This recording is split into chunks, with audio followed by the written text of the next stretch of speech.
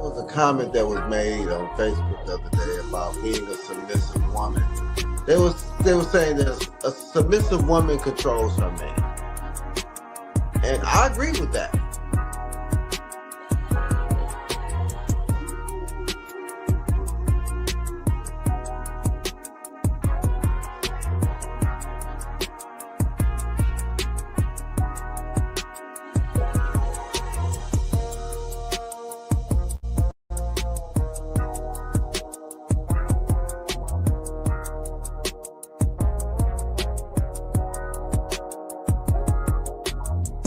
I think until we begin to talk in honesty and transparency and stop pandering to both sides, especially to the sisters, because there is so much entitlement, and because men have been quiet for so long, and it's been the men that has been quiet were the type of men that y'all really need to be listening to. The men that doing the most talking ain't the ones, they don't have nothing to say anyway.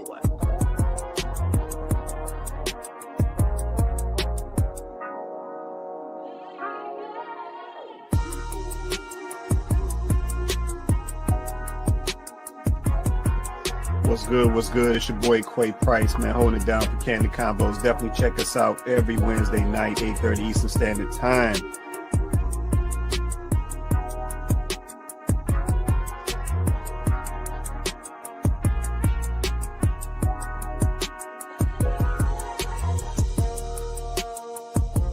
People today, they lazy. Ain't nobody trying to put in no work. If stuff start getting a little rough in the relationship or in the marriage, ain't nobody trying to fix nothing. Like, I mean, that's how people's mindsets are today. Yeah, but that's how I know that folks don't truly understand what marriage was about, because they tap out way too easy. Yeah, you see people fight harder for a job, like they can't go get another one of them in 2 weeks.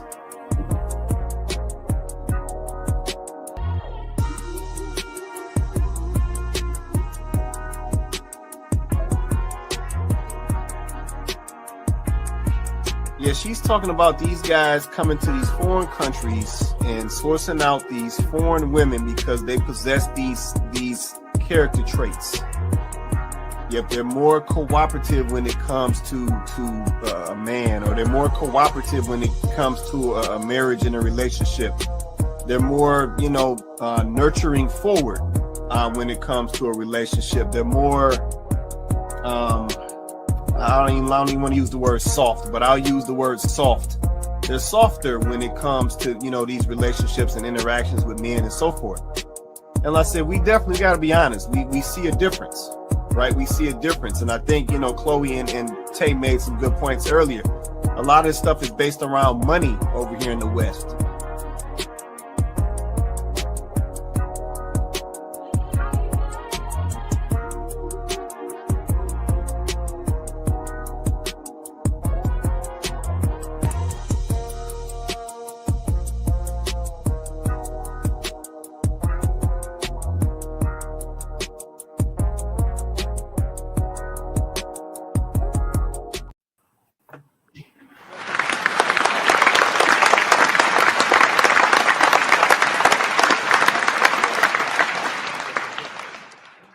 What's good? What's good? It's your boy Quay Price, man. Welcome back to Kandid Konvos, man. Appreciate y'all joining us tonight, supporting the platform. I said, if you haven't already, do me a favor, smash that like button. Likes are free. Smash that like button. Also, like I said, help us get into the algorithm. So definitely smash that like button. Yeah, the more you like, the more you comment, the more you engage, the more people we can reach. So yeah, definitely smash that like button for us. Smash that like. Likes are free.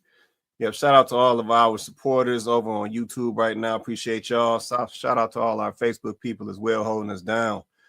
Man, once again, we couldn't get the platform to where it is today without you. So shout out to you guys, and let's see, we appreciate the continued support. But man, so tonight we got Coco on deck. We got Vince checking in early. You want to say anything to the people, Coco? Or you okay right now? Hey, everybody. The classic hey. I think Vince muted up. He might not say nothing just yet. Hello, there you hello. What's going on with you, man? How are you, beautiful people? Doing well, man. Trying to get the tan off you. You know how it go. Okay, the tan off. Okay. Yeah, gotta get tan off a little bit. Let me see beatbox hopping in too. Sounds good. For sure. What's going on, B? How you doing, man? I'm good, guys. How are you guys doing? Doing well. Appreciate you hopping on tonight. Yes, sir. All right, cool. Let me do this real quick while oh man, they coming in quick. Hold on. JR, they coming in real fast. All right, cool. All right, let me do this real quick while I'm thinking about it. Here's the link to join us on the panel. You can drop this in your Google Chrome, your Microsoft Edge. If you're coming through an Apple device, you got to hit that Safari. Man, join us on the panel, man. Get in on these great conversations. Give us your opinion. Listen, we want to hear from everybody.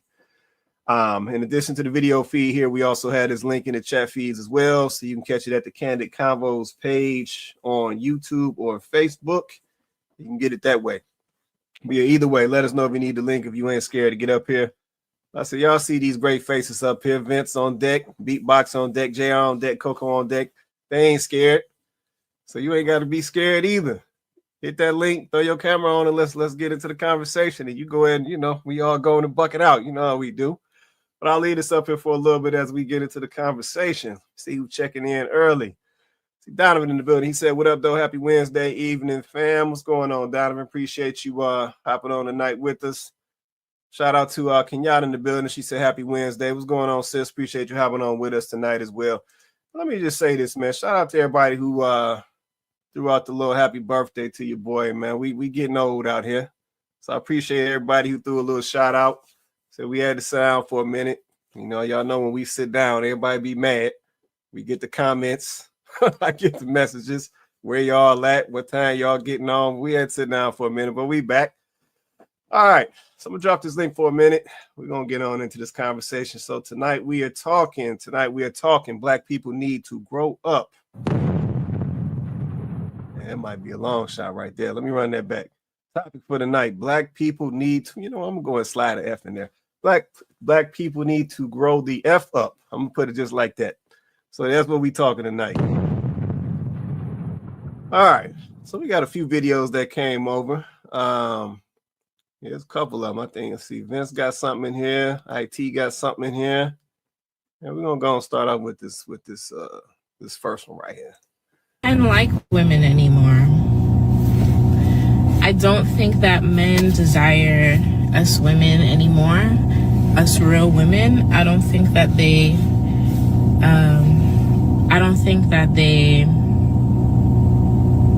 value us like they used to. Men aren't really putting out effort. They're not putting out any type of effort like they used to. Taking a girl on a date becomes an issue. Spending money on a woman is an issue. You should have your own money as a woman. Going out to do something fun is an issue. Why don't you just come over to the house and we could do something in the house? I don't know. Maybe it's because I'm from New York. But I see women all over the globe complain about what's happening with men nowadays. Is it women that's not making themselves desirable anymore? Because there are beautiful women out here, beautiful women, ambitious women, caring women, nurturing women who are outside looking for love, and men that just can't keep up with that. Like, they're not communicating with them. They're not willing to hang out and do fun things. What happens to the fun in life? What happened to life being exciting and fun and, going out and discovering the world? What are y'all doing? What are y'all men doing other than that? What are y'all doing? What are y'all doing? Like, what are all y'all men doing? What are y'all doing? If it has nothing to do with a woman, what are y'all doing? Are y'all working? Because we're working too. Women are also working, and we still can do things. We still can go on vacations. We can still go out to eat. Why are us women going on vacations with our friends? We're going on vacations with our friends. We're going out to eat with our friends. We're going to do fun things outside with our friends. We're celebrating birthdays with our friends. Where are y'all? What are y'all doing? What are y'all doing? Where are you guys? Where are you? Where do you guys exist? Wow. Okay. So yeah, tonight we are talking black people need to grow up. Let me get this comment, then I'm gonna come to the panel. Kenyatta said, girl, people have to work and pay bills. Men ain't always got time for fun.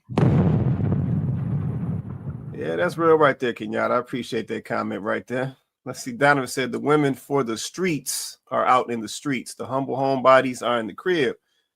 You got to pose as a Jehovah's Witness to find the good ones today. LOL. That's a good one, man. That's a good one. But you do got a point right here. You do got a point. All right. So yeah, we talking black people need to grow up. You know what I'm saying? Some of these videos are centered around some of the things that we're saying. And yeah, we just got to get it together. But I'm coming straight to the panel, man. Coco, Vince, JR, Beatboxer. Anybody come off mute, man. Tell me what you say to what old girl just said. Is she making sense, or is she just on some more of the nonsense? Y'all tell me what y'all hear. Anybody can come off. Just unmute and say what you want to say. I'll jump in. Go ahead.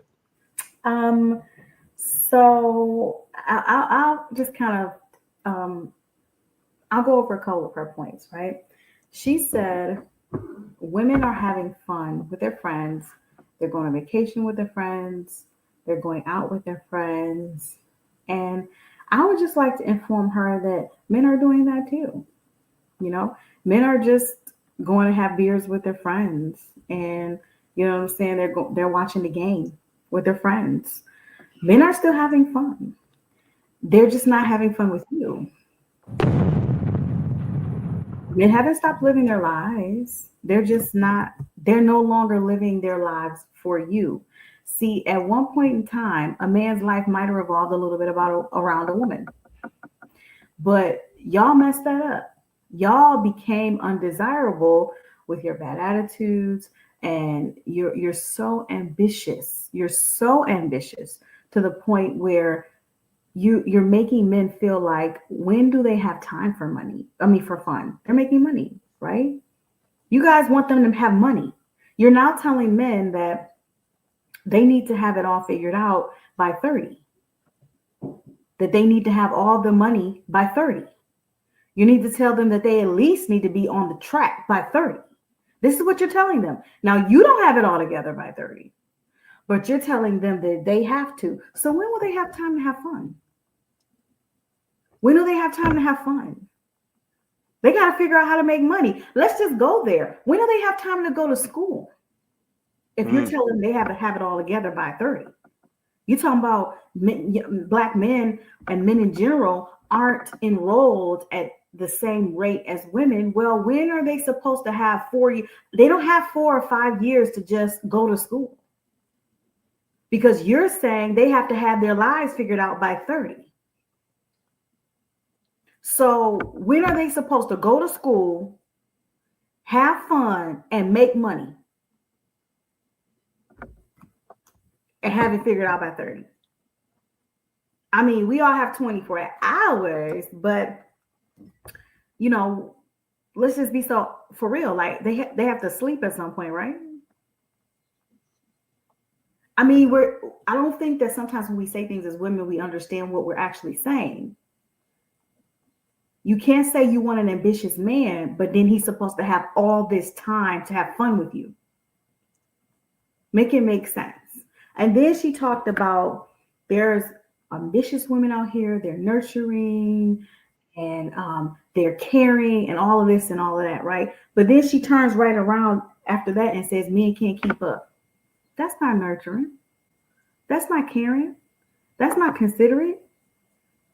I mean, let's just be so for real. That what you don't understand is that type of attitude is a lot of the reason why men are just like, I'll keep my money and I'll just go out with my friends. That's why they're saying that. Because on one hand, you are beautiful, you are smart, you got a great career, but then that attitude, baby girl, make sure you're not presenting that same energy when you're talking to a man. Because as attractive as you are, that's a red flag. Why does he need to keep up with you? It's not a competition. So I think that sometimes when we make these types of statements and we're having this conversation, I feel like we're not really, I don't think we're tapped into how that is received by the opposite sex. Same for men. When men are making certain statements and saying certain things, I don't think they understand how that comes off to the opposite sex. I just don't think so. So, I mean, I'll land there, but I just think that, the video, while I understand her point, I feel like it was tone deaf. It was tone deaf. Like, I feel like she's only looking at it from the female perspective. And I just feel like women aren't listening enough when men are speaking and when they're answering these questions, because I feel like men have answered this question. I feel like men have spoke on this. And I just feel like women aren't listening because they see it the way they see it. Okay, no, I appreciate that right there. Man, anybody else? Just come off mute. Vince, Beatboxer, Cole, JR. Oh, we got. Wait, hold on. Is that Isha? Wait a minute. Isha, is that way? Hold on. Come off mute real fast. Let me make sure your audio. What's going on? How you doing? Oh, she went back. Okay, all right. I just want to make sure your audio was working. I almost forgot. No, it's all good. Appreciate you hopping on with us tonight. We just getting started. All right, cool. I don't know. Anybody else? Beatboxers? Go ahead, Vince. Our social skills are weird nowadays. My wife just went out with her single girlfriends last week to a 35 and over affair. It was a derby type of thing where you had to dress up and put your hat on. It was like a Met Gala, Detroit style. So she went and she was saying that people don't talk anymore. The ladies are stone-faced, the guys are weird, and it's like they group up and you at places, you say you want to find somebody, but ladies sit around and I hate this hustle mentality. When I can't even remember the last time I seen the people just social. I don't know if y'all old enough to know what a social was. Oh, I know. Just dance. You ain't got to do the ballroom cowboy, where them fans at, and just a man and a woman on the floor, two vibing, two stepping. The only time people dancing is when they play Tamia. And all the ladies grouped up, they on their phones. So a guy gotta feel like, oh, I gotta kind of navigate through these ladies, and they stone face. You don't smile. If a guy say, no, you got a pretty smile. Well, I gotta smile. What I gotta smile for? Right. So I think the social aspect, I told ladies, if you really try to find somebody, just smile. Just smile to every man that you see. I don't care who it is, because you'll get in the habit of being pleasant. Right. And these men understand, well, if I'm not where she want me to be, then why should I talk? If I'm not 6 figures, if I don't have it all together, if I feel like, hey, Remy. Hi. What's going on? So I just think these social skills are really weird, and we just don't know how to communicate. Then social media has made it to where people are online too much. They don't know how to operate when they see somebody, especially when you're going out. Because then it's like women, when I was trying to date or whatever, I might see a nice lady, and then men feel like, well, these don't bother me. I'm out at Well, I thought you said you want. Well, I'm shopping, or don't bother me. I'm stone faced. Well, just be pleasant, Right. And then guys have gotten lazy too. It's a lot of perceived options. They can get online and fall in a DM, or you know. No, that's real right there. I got a comment for you right here. Just came in, Vince. Let's see. Kenyatta said, Vince, I think these ballroom dances are a part of the great divide. You know what, Kenyatta, I have to agree. So to Vince's point, I am of that age bracket. And yeah, you used to be able to just connect with a young lady on the dance floor. Y'all just slow dance, talk, you know what I'm saying, and get to know each other in your own little personal little space. But I do agree with you. Some of this ballroom and stuff, I notice how it works. It literally would separate the men from the women. Yeah, to Vince's point, you know what I'm saying? The ladies group up, they be out there, yeah, girl, teach me this one, show me this one. And then the fellas be off somewhere else. Yeah, but to his point, when it was socialing and all of that, that wasn't the case. Everybody was locked up with each other. So yeah, there's some validity to what you're saying right here. And I noticed that early on. So appreciate that comment right there. Beatbox, you trying to come off, man? Is that you? Yeah. Go ahead, So I agree with Coco, and I also agree with Vince. Another thing for me that I don't think I don't want to be mean, but men don't date community property. So a lot of women are for the streets and for the community, and a lot of men know that. And that's not somebody I'm going to date. Sorry. I'm going to have fun with that. Now I can't because now I'm married, but it just is what it is. So, sorry, like it just is what it is. That's kind of where we're at. And to a degree, it goes for men too. But I'm not going to date somebody that I know everybody else has had a turn with. No offense to ladies out there. Just this is what it is. Okay, we appreciate that right there. Let me check in with Cole. Let me check in with JR. I know if y'all wanted to say anything. If you want to, just come off. If not, I'll get right back on into it. I know Isha on here as well. I know if you want to say something, Isha. I said, whenever you want to say something, just come off mute. Say whatever you want to say. Okay. Go ahead. Oh, you want to? Oh, okay. Yeah, whenever you're ready. Whenever you're ready. I know you new to this whole little hookup right here. Yeah. It's all good. Well, let me say this. The reason for the title tonight, black people need to grow up, right? So we see so many instances of why we need to grow up. Like I said, this video is another example of it. The first thing that the young lady said is that she doesn't think that black men still like black women. And it's like, when y'all gonna let that go? Yeah, when y'all gonna let that excuse go? When y'all gonna try to let that? Because I can't get the word right now. I know there's a word for that. No, projecting. That's the word I'm looking for. It's like, when are y'all gonna let that go? Yeah, what black man out here told you that he don't like black women? Like, let's keep it a buck. And if he did tell you something like that, what's the context? Did he say it had something to do with that attitude? Did he say it had something to do with that mouth? Like, what's the context of why he may have said something like that? Because I'm just be honest, I don't know a lot of black dudes going around talking about they don't like black women or don't want black women. Now, I do hear them say some of the stuff that they see from the women they don't like. Yeah, but I do hear some of the guys say, you know what I'm saying? I'm not looking to settle down because this stuff is unstable. And these ladies, you know what I'm saying? They don't want to actually build with a man and have something long term. So I'm just going to fall back. Like, I hear stuff like that, but I've yet to hear a black dude going around talking about he don't like black women. I haven't heard that. So I'm like, at some point, we got to grow up and let that excuse go.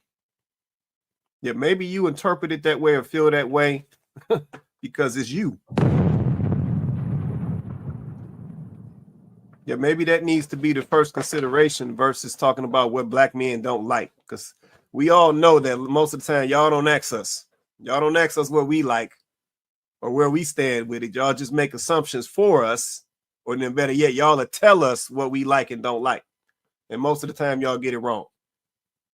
Yeah, so maybe we get up off of that, grow up a little bit, and sometimes look inward first, to look at ourselves first before we get to talking about what the opposite sex and men don't look, because that's some awesome nonsense.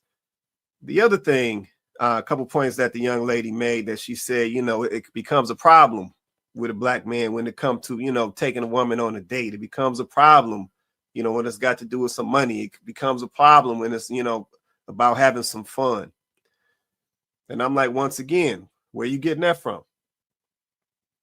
Yeah, but I see brothers out here burning up all type of bags. Like, let's just keep it a buck. Yeah, they will take you to these restaurants. They will spend this money. They will buy these bags. We already know this is how this go. Yeah, but especially if they know somebody watching them, they're going to make sure they do it because they need that ego stroke. So I'm like, some of this stuff, once again, that this young lady is saying, it's just like, it doesn't add up. And I said, for me, it sounds like a lot of excuses. Another thing that she said these black women is outside looking for love. I got to disagree. Yeah, that's the last thing that I hear. I rarely hear, and I said, I'm just going based on what I see and what I hear. Yeah, but from what I see and hear, I rarely hear our women talking about they looking for love. It typically starts with some money. It typically starts with some aesthetics, how tall this dude is, how attractive he can get. I've heard it down to, I don't want to mess with a dude if he ain't got a beard. Like, I done heard all type of stuff.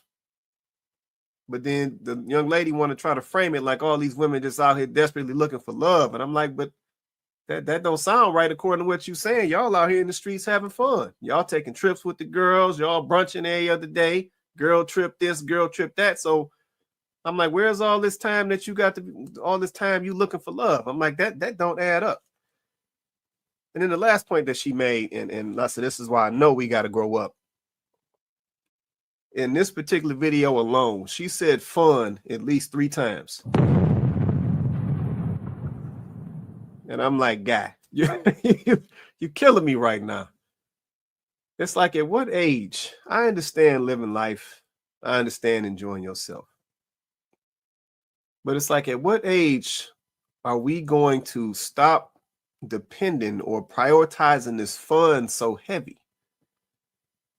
Yeah, it's like we let this fun overshadow everything. Everything is about fun. And I'm like, okay, I know we did the fun when we was younger. And I said, don't get me wrong, as an adult, you still can have fun. But we also got business to handle. Bills got to get paid. People got to get taken care of. So sometimes fun is not the priority. Yeah, the money might be a little tight this week. Well, we want to pass up on this fun till next week. Yeah, and that's just being grown. Yeah, but I continue to hear that. It's always fun, fun, fun. Bored, bored, bored. It's like it's always the same stuff. So yeah, we just, like I said, once again, man, we got some growing up to do. Then also, Yeah, we got some growing up to do. Go ahead, Vince. Let me chime in. I was talking to a young lady at my workout, and I think she's about 42, no kids, never married. And she was talking about relationships, and she said she had 2 guys. She was trying to decide which one should she date. So she was asking another young lady that I work out with, and she's in her early 30s. And she said, well, why don't you date both of them? So I had to hold myself. I ain't say nothing because, my wife tell me, stop interjecting yourself if they don't ask you. So she asked me, and I said, well, which one do you like? She said, well, the one guy, he's retired and he doesn't work. Well, I want him to have ambition and I want him to do something. And I said, well, what difference do it make if what he does if he's able to take care of himself? Well, do you want kids? Well, no, I don't want any kids. Well, do you want to get married? Well, I'll marry if he wants to get married. I said, have you really sat down and thought about what you actually want? And then she gonna say, well, can I have it all? I said, no. Not at your big old age of 42, you can't have it all. Not at 42. And then 2 guys, the one guy, he doesn't work and she feels he should be ambitious. And she's nice. I think she's Ghanese. So it's an issue because if I bring him to my family, I said, who cares about your family at your big old age of 42? You ain't having no kids. And the thing about it, he was retired from the military. So he probably was in the military for 30 years. Then you can retire at 50, 51, 52. Then the other guy is younger, but he works a lot. He don't have no time. I said, well, you have to choose. Either you want a man, well, can I have them both? And I think that they don't really think about what they really want. And it's like they dating like they're 21 or 22 right. And you 42. I was like, don't you know you 42 years old now? Sounds like community property to me. And then they listen to these women who just will not tell them the truth. The young lady was listening to her, and I could see it in her face, like she was looking at me. Is she really saying this? But she wouldn't tell her, girl, what the fuck are you talking about? Right. She wouldn't tell her that. She's like, well, maybe, you might find that, everybody different. Everybody different. Everybody don't want the same thing. And I'm like, you even looked at me like, what the fuck is she talking about? I said, well, okay. Then I'm gonna cut. Then I said, okay, if the world was to end tomorrow, who would you want to spend your last night with? She said the man who was retired. I said, well, that's your answer. See how that works out. Have a conversation. I said, well, how much money he make? So I said, if he's a millionaire and you want to sit at home and scratch his balls all day, what difference do it make? You ain't trying to have no kids. Well, I want to build. Well, what are you building without no kids? It was just sounding so stupid. It's like it's frustrating a lot of times. I'm like, who do y'all talk to? You don't talk to people that's going to really tell you the truth. Right. Yeah, now I got to agree with you on that last point, man. It is frustrating. I said, that's the title. I said, we really got to grow up at some point. Yeah, because I said some of the stuff that we're doing, it's like we can't even see that the way we moving is why we by ourselves. It's like we can't even see it. If some of the stuff that we say, it's just like some of the stuff I hear some of the young ladies say today, it's just like, it's like you do know men listening to you, right? Like you do know my man over there at the bar. I see you over here at Applebee's. My man at the bar, two seats over with that little Corona. He listening to you, right? And just trust and believe he not gonna holler just based off what you just said. Like we just don't even consider that. Yep, and the same with some of the fellas. You know what I'm saying? The ladies paying attention. Yeah, they see you at the cigar bar over there smoking your little stick, but they listening to you talk. And you done said some clown stuff. And she just done bloop, bloop, it's over, bruh. Like she ain't giving you no hollers. She don't want you buying no drink. Well, I don't know. They might still let you buy the drink. But she don't really want your drink. She gonna take it, but she don't really want your drink no more. Yeah, she ain't trying to see what you smell like no more. Like it's over with, bruh. So it's like we just gotta consider some of the stuff that come out our mouths or some of these videos that we make. Yeah, it's like your husband, your future possible husband might watch this video. Then he like, nope, she ain't getting no proposal. Like we just gotta, we gotta grow up. All right, I got a couple more down here, man. If y'all ain't got nothing else on this one, I'm gonna keep on running them through, and then we'll keep going. Hey sis, meet me on the porch. At this point, I need everybody to meet me on the porch. I need the black women, I need the white women, and I need the black men. This is some seriously real shit that I am utterly disturbed by, and I am just tired because I don't understand why there's this major attack on black women. So this video, if it goes into a part 2, not a problem. I'm about to ram it up. I was in the barbershop today, and it was a young black male come in there. He might have been between that 22 to 24 age group. Very handsome, very, very handsome. So I believe he's might have just been coming back from college or graduating or whatever the case may be, because they were happy to see him when he came in. So he sits down, and so they're just talking, what's going on? And he's giving an update. He's graduated, he's got an engineering degree. Oh my God, I'm over there on the proudness. I'm in the background. I don't know him. I'm just kind of sitting down, listening to what he's saying. So the barber begins to get filled in on him. What's been going on? This and that. And he says, I'm coming back. I'm getting married. So everybody, like, great. And I'm so on the side being so nosy and over there like a proud auntie. I don't even know this young man, right? So they start to kind of converse amongst each other and they're talking. And so the young man says, yeah, I'm having a little problem. It's a lot going on because I'm marrying a white woman. And my family, they're not too happy about it. So the barber and everybody was like, oh, well, to each his own and this, that, and the other. So the barber was just kind of speaking to him and he said, hey, where'd you meet her? And he said, oh, I met her in college. And he was like, oh, okay, because, back in the day you had all the girls, what made you decide that she was the one? Like, what made you want to marry the white girl or the white woman? No disrespect. So what this young man said after that is what just literally took me out the game as a black woman, as a black mom, in general. So he says that, he come from, of course, the hood and had a hard knock life, just with one mom and no dad and that same shit. Like, don't nobody I hate the fact that is such a stereotype. We hate it too. But so he goes off to say that when he went to college, it was a college that was mixed, but more so of a white college. And he start, meeting up with white friends and, they introduced him to another whole world that he didn't know existed, and the young girl, she became a friend and then introduced him to their family. And when he goes over there, they're all married. The parent is married and they have a really good home and they do things together and they communicate. It's just a good energy, a good vibe. And this man said, I never knew this side of life.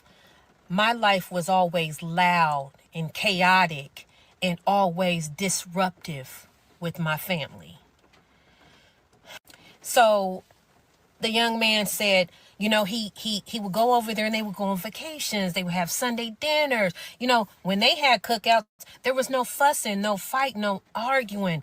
It was just all love and vacations. I was thrown at what this young man was saying in regards to what he seen and what he witnessed being with this young lady and this new side of life. And so he said that,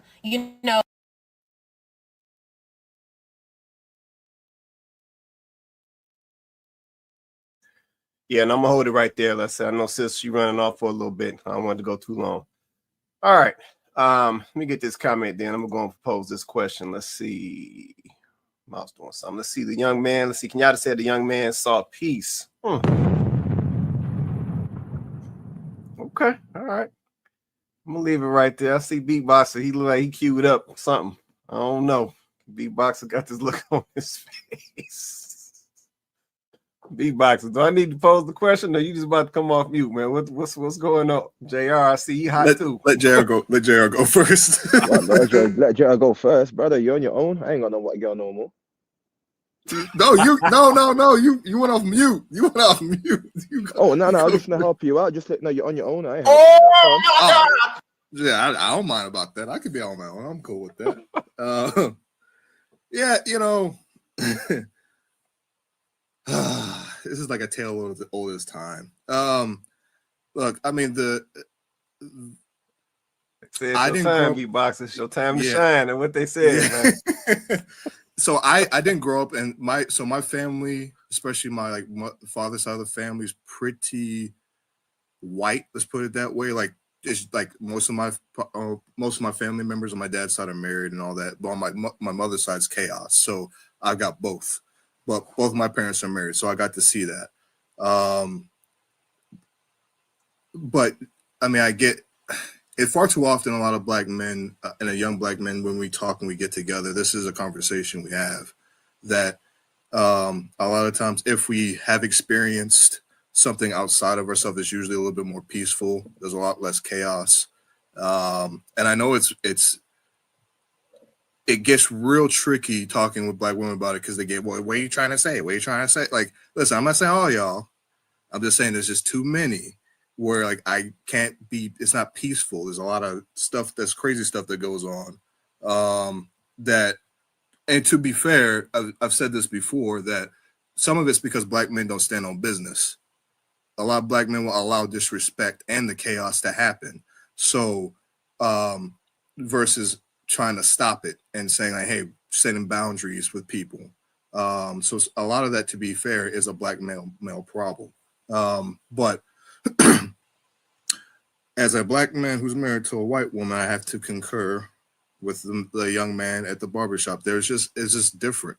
Not only just different, it's just, you're just not going to deal with a lot of the stuff, some of the same things that in the community with melanated women that you're going to deal with other women. It's just true. And that's unfortunate. I'm not saying that there aren't white women or Hispanic women or Asian women who aren't horrible people, because there's a lot of them too. But I don't know, man. It's just a little bit different. I saw that comment, go get an introverted black woman. No offense, but a decent amount of those introverted white black women are not attractive enough. Let's be honest.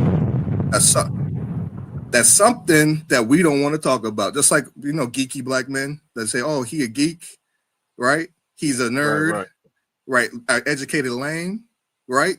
When we say, hey, you should get that guy. Oh, he don't, he's not tall. He don't have the muscles. So let's stop. Let's not do this. Let's not do that. We know the deal.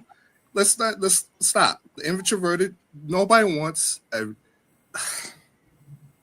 no matter what race, a lot of guys aren't into women who are introverts and, oh my God, no, man, no. You got to rock my world a little bit in the bedroom, just a little bit. And we know introverted women aren't into that. That's not Let's be honest. I'm just saying in general. That's why Shannon Sharp liked what he liked. I'm not defending him, but I'm just saying. That girl was introverted. I got to push back. I got to push back on something that you said. Uh-oh. I got to push back on something that you said. Okay. Now, I don't have a problem, honestly, with your general sentiment. Okay. I don't. There's just one point that I got to push back on. Okay. I think you capping. I think you capping when you say that, and I'm only going to do this because you made the comment about the introverted black woman. Okay. I don't see that. I see, not all, but I see a lot of y'all black dudes. Y'all don't go get the bad white chick. Y'all be having the, let me find a nice word. She don't be pretty. She don't be cute like that. The black women that you had options to be with, be putting these women to shame. Y'all get the ones that might seem like they not desirable to their own. That's what it seemed like. I'm just gonna be honest. I'm not saying you did that. I don't know your wife. I ain't seen your wife. Beauty is an eye of the beholder. But since you gonna make that bold of a claim, then you're gonna have to explain to me why it seemed like when I see black dudes that be stepping outside of the culture, which by the way, if you do that, you do that. I don't judge people based off of that. I really don't care. But if you gonna do that, don't be talking about the introverted black women and how they look, because y'all be getting them white chicks, and I'm sorry. I be looking at them white chicks y'all be picking, and I'll be like, I don't see it. I don't see it. I'm like, y'all want to talk about the black women? Okay. Nope. This is one that no, sir. No, sir. I was comparing. That's it. Put it up. That's it. They be basic.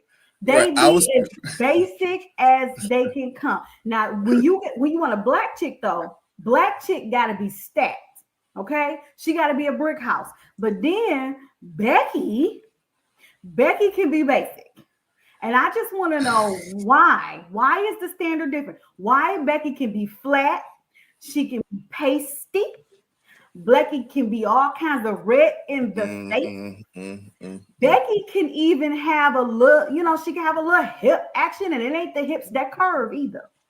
Okay? Becky can be a little SpongeBob SquarePants-ish. But sis, you ain't gonna mess around with a sis that's SpongeBob SquarePants. Y'all That's not not gonna true. do it. Y'all. That's not true. We speaking about general, right? We speaking about general. You think the average black woman stacked? Do you? Y'all are not messing. No. Compared to answer Becky? that. Compared to No, I'm talking about in shape. Or is the average black woman in shape? Compare. I'm asking the percentages. Because you compare. What's the percentage of black women who are overweight? I mean, 80%. There's a large percentage of black women that are overweight. I'll give you that. I'll give you that. But I didn't say overweight. Don't move the goalpost. I didn't say overweight. You said that y'all be getting the basic Becky's, meaning while you're talking about how these introverted black girls look, I hear you. You talking about the introverted black girl. That's your opinion. But I'm just simply saying that we could talk about the introverted black girl. Okay, she's not hot like that. I'm just simply making a point that the basic Becky's that I be seeing y'all with don't be hot like that either. They don't be hot like that. They don't be hot like that either. I don't like introverted no matter what it looks like. I don't care what it looks like. If you're introverted, I'm not feeling that. So I'm not making that as a racial thing. I'm saying introverted, period. I compared the introverted to the educated lamb. I'm talking about men and women, right? That's the conversation. I'm not talking about the black women and listen, let me make this clear. The average black man, if he's dating a busted Becky, he's dating a busted black woman too. More than likely. Like I said, that's not water's going to generally seek its own level. It just is. So if he's dating and this does happen when black, she's better. She's like, dude, she looks just like Keisha over there. Like, what are we talking about? But so that's a different conversation. I'm not saying that. I think those are two different conversations. That how somebody comes across in personality wise and looks is different than what I'm talking about as far as how different groups of people in general and racial dynamics interact with one another, and including how the genders interact with one another. Right. So that's what I was trying to say. But I'm not saying all things I'm just talking about in general. Right. I don't care. If you're introvert, my wife is not introverted at all. She's very spritzy and sometimes too bubbly and annoying to me. But it is what it is. It comes with the territory. But yeah, I don't know. If you're an introverted black girl, I'm sorry. I'm sorry. That's just how I feel. Okay. Let me be clear. I don't listen. I'm not tripping about the introverted part. I'm not tripping about that part because I agree with you that personality is personality. Now, if we were talking about personalities, then you would have me there, because unfortunately, I think that as black women, we in general, we have this kind of chip on our shoulders that affects our attitude. So if we were talking about personality, I totally get. I would be right there with you. I'm just more speaking to just the looks, not the personality traits, because that's really hard to. We can go back and forth, but it just wouldn't be. There's no way to really, you know what I'm saying? Because that's completely different conversation. But if we're talking about the looks department, and I'm not talking about you, I'm only speaking to the point you made, right? You're right. Sure. The point that I'm speaking to is, and I don't know that you can answer this because you're only one person, but I will say this. I personally don't have a problem with anyone who wants to date anyone, wherever they are, whoever they are, whatever culture they're a part of. I'm not that person. I don't care. It doesn't bother me. But the only time I have an issue, and you didn't say this, but I've heard some other black men say this, right? Sure. Whereas they'll say, they'll speak of a black woman's looks in comparison to a white woman, right? And the problem that I have with that is I have known some black men that actually are, if in our community, we would call them the good ones, quote unquote. You know what I'm saying? Great job, well-educated, seemingly got it together, nice attitude, whatever.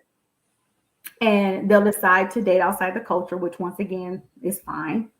But as I'm gonna be honest, as a sister, I'm looking at the ones they pick and I'm going, Yeah, That's but your she might be choice. nice. But she Like might be nice. that's That's the thing. Like that, a lot of guys, she. marriage, having fun, I community wish that was property versus true. marriage I is wish that different. was true. I wish Community that was property. true. I wish I'm that just was true, saying. B-Boxer. I'm just saying. I'm If just saying. that was Oh, go ahead. My bad. I interrupted. I'm sorry. My no, bad. no, no, it's okay. It's okay. No, I'm okay with we having a back and forth. It's cool, but Right. I'm okay with that if he's saying it's the personality, right? Because you got me there. Right. But when you know some personally, and that ain't there either, then you're like, What are we doing? what happens? Like you can't answer this for me probably, but I'd literally be wanting to know. Why do when y'all cross over, not all of y'all, but some of y'all, when y'all cross over, and I'm looking at the product of it and I'm going, Yeah, I can't speak to that because almost every black guy that I know, and by lived experience, the wives are either who are dating outside or married outside their race. Their wives are in shape and are nice people. I don't even know. I don't know any guy. I'm just me personally. So I don't want to go back and forth with personal, like what I've seen, because it's not fair, right?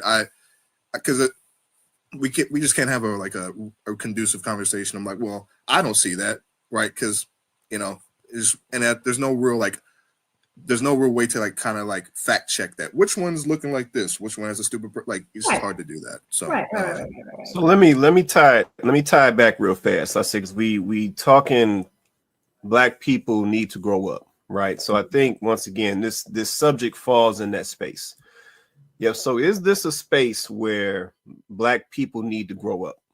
Yep. Do we need to let the narratives go? Because I said a lot of people in our community have existed in some of these narratives where we like to compare, black women to white women. I've heard some dudes say white women is better. I've heard, I hear all type of things, but then at the same time, we see the situations out here where, the white women taking advantage of the brothers, getting over on them, setting them up, all type of nonsense.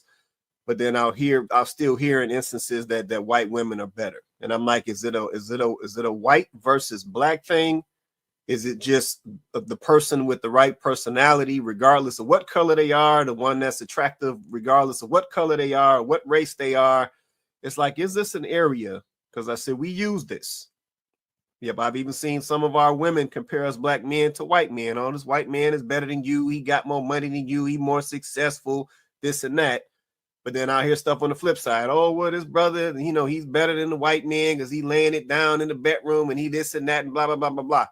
So I hear all of this stuff. And like I said, a lot of this stuff is in our fabricated culture today, right? And we believe some of this stuff. Yeah, so I'm wondering if this is one of those spaces where we need to grow up, where we really need to look at how we looking at this and really what's in our minds and if it's accurate or if it's just what we think it is versus what reality is. Go ahead, Vince. I think too, we got to put some parameters around it. We're talking about the black men that most women want. Let's start there first. The black men that most women want. The problem is the culture. The problem is how we raise our sons and daughters. Give you a perfect example. Michelle Obama. She was on the podcast talking to Taraji P. Henson, talking about she got to get her life back. She felt like she got to find herself. She struggled being in the White House for 8 years. She didn't want to go to the Trump because she felt like she was going to take her person back. Now I'm thinking, you were married to the greatest black man in America.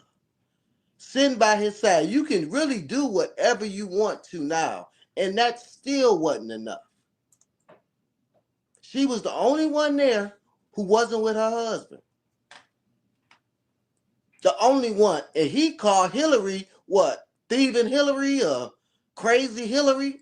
And she's sitting there with Bill. Bill got some head in the White House, but his wife is still sitting there with him. So I think the problem is these ladies don't understand the men that y'all want. Y'all got to cooperate and be on his page, period. And if you don't want to be on his page, then go find you a 50-50. See, that's the problem. I'm looking at, I'm like, you Michelle Obama, the second greatest woman in the world. Barack wasn't enough? Oh, I gotta find myself. I was struggling being in the White House and not being able to have my say and have my own mind and then to rise you like, yeah, girl, because we got it so bad. The black woman just got it so bad. You had to raise them girls in the White House with your mama. I'm like, are you serious? Barack Obama ain't enough. It's the culture. And it ain't even about black and white. You got to understand, 80% of our women are being raised without a male authority in the household to respect, to provide for her. So there is a level of trust and cooperation that some women have never seen. I told you when I was, and I'm going to try to make it short. I went up to Lansing with my homeboy. We were going to UD. He had a girlfriend at Michigan State who was Caucasian. We went up there for breakfast. I'm thinking we got to take the girl and her girlfriends out to IHOP. We get there. She cooking breakfast. She got fresh squeezed orange juice. Vince, you need something? Like, what the fuck? Where you get her from? I'm like, biscuits? Vince, Vince, you need to freshen up. Here go a towel. Going in the guest bathroom. I'm like, what the? But then I went to her parents' house in Fowlerville Country. Fuck, all her brothers and sisters are married. Her parents been married for 50 years. It's just a different level of respect and appreciation. See, what I gotta appreciate him for. It's a different level of appreciation. Just like with Remy. I was single for 20-something years. I've dated 5 women that had their mothers and fathers in the house growing up. There's a difference. There's a level of respect and reverence, and most other cultures have that. That's why they're more accommodating. You see these athletes get these white girls because these white girls catch their ass early. And just like I tell you, they going out there getting them athletes Panera bread. They rubbing their feet. The black girls out there trying to play at JKA, trying to get their degree. They ain't worried about it. Their mama told them, girl, you don't need no man right now. You need to get your education, which, okay, I get it. But then you getting your education till you're 35. And now you're jumping out there. You're in a rush. You're trying to have some kids. The ones you really want gone. Because I'm going to tell you, ladies, smart men get married young. You can believe me if you want to. Smart men get married young. Okay, hold that thought right there. So you just I'm glad you told that story right there about the young lady up in Lansing who was, had a good attitude, who was taking care of y'all. So I'm coming straight to Isha on this one. So Isha, I'm coming straight to you. So my question for you is, are there not still black women out here who do that same exact thing that Vince just described that the young lady was doing in Lansing? Ain't they still out here somewhere? Me. Okay. Absolutely. I will say that. I do all of those things for my husband and anybody he care about. That's anybody that's around. If we have family around, his family's around, that's what I do. That's what I always have done. I don't care if we mad at each other. We didn't had an argument before I go to bed. We may not be talking. I'm going to get his breakfast ready. I'm going to get his lunch ready. I'm going to prep meals. I'm going to do everything that I would do as if we was cool, kicking it, on a day-to-day basis. That's what I do, right. And it's not, I can't even say that my mom did that. I saw my mom and my father at a young age, and she did the same things, but they separated when I was young as well. And that stopped. But I remember those things. And I remember how that made my dad feel, when she would do it. But I would say, I'm not even going to say I did it or I do it because of that. I do it because I appreciate my husband and what he does. And, just being the head of the household and how he protects me and makes sure I'm good. I ain't got to go get gas. I don't got to go wash the car. I don't got to go do the oil change. I don't have to do those things. So for me, that's the least I can do, is make sure that when he get home, he can come home and chill out. So Okay. I would say yes, it is still women out there. Okay, so let me ask this as well. Let's see. I'm glad you said what you just said. So why do you think that a lot of black men today, I feel confident saying this, why do you think that a lot of black men today feel like women like you or what you just described don't exist? Like, why do you think we feel like y'all like this unicorn, like y'all ain't out here no more? Like, where do you think, just from your opinion, where do you think we may get that from? I think a lot of the men nowadays, they're moving too fast. They're not taking the time to slow down and get to know a woman. You judging her. She might be the McDonald's woman. She might be the Checkers woman. She might be the Walmart woman. But they be so busy out looking for the baddie, you know, that they look over the wife. Huh. Okay, so you say we just missing her. We missing her. They missing her. Huh. Okay. I ain't mad at that right there. I appreciate that. Yeah, I didn't mean to put you on the spot, but I knew you was gonna break that down. Go ahead, Coco. It's cool. All right, no, I appreciate it. Go ahead, Coco. So since Mr. Quay Price kind of put me on blast in the last segment, Thomas, he needs to tie this back in. Is this the area where people got to grow up? I feel like I must revisit this because this is the area where indeed I have to grow up, because I'm petty as hell. I'm petty as hell. And I personally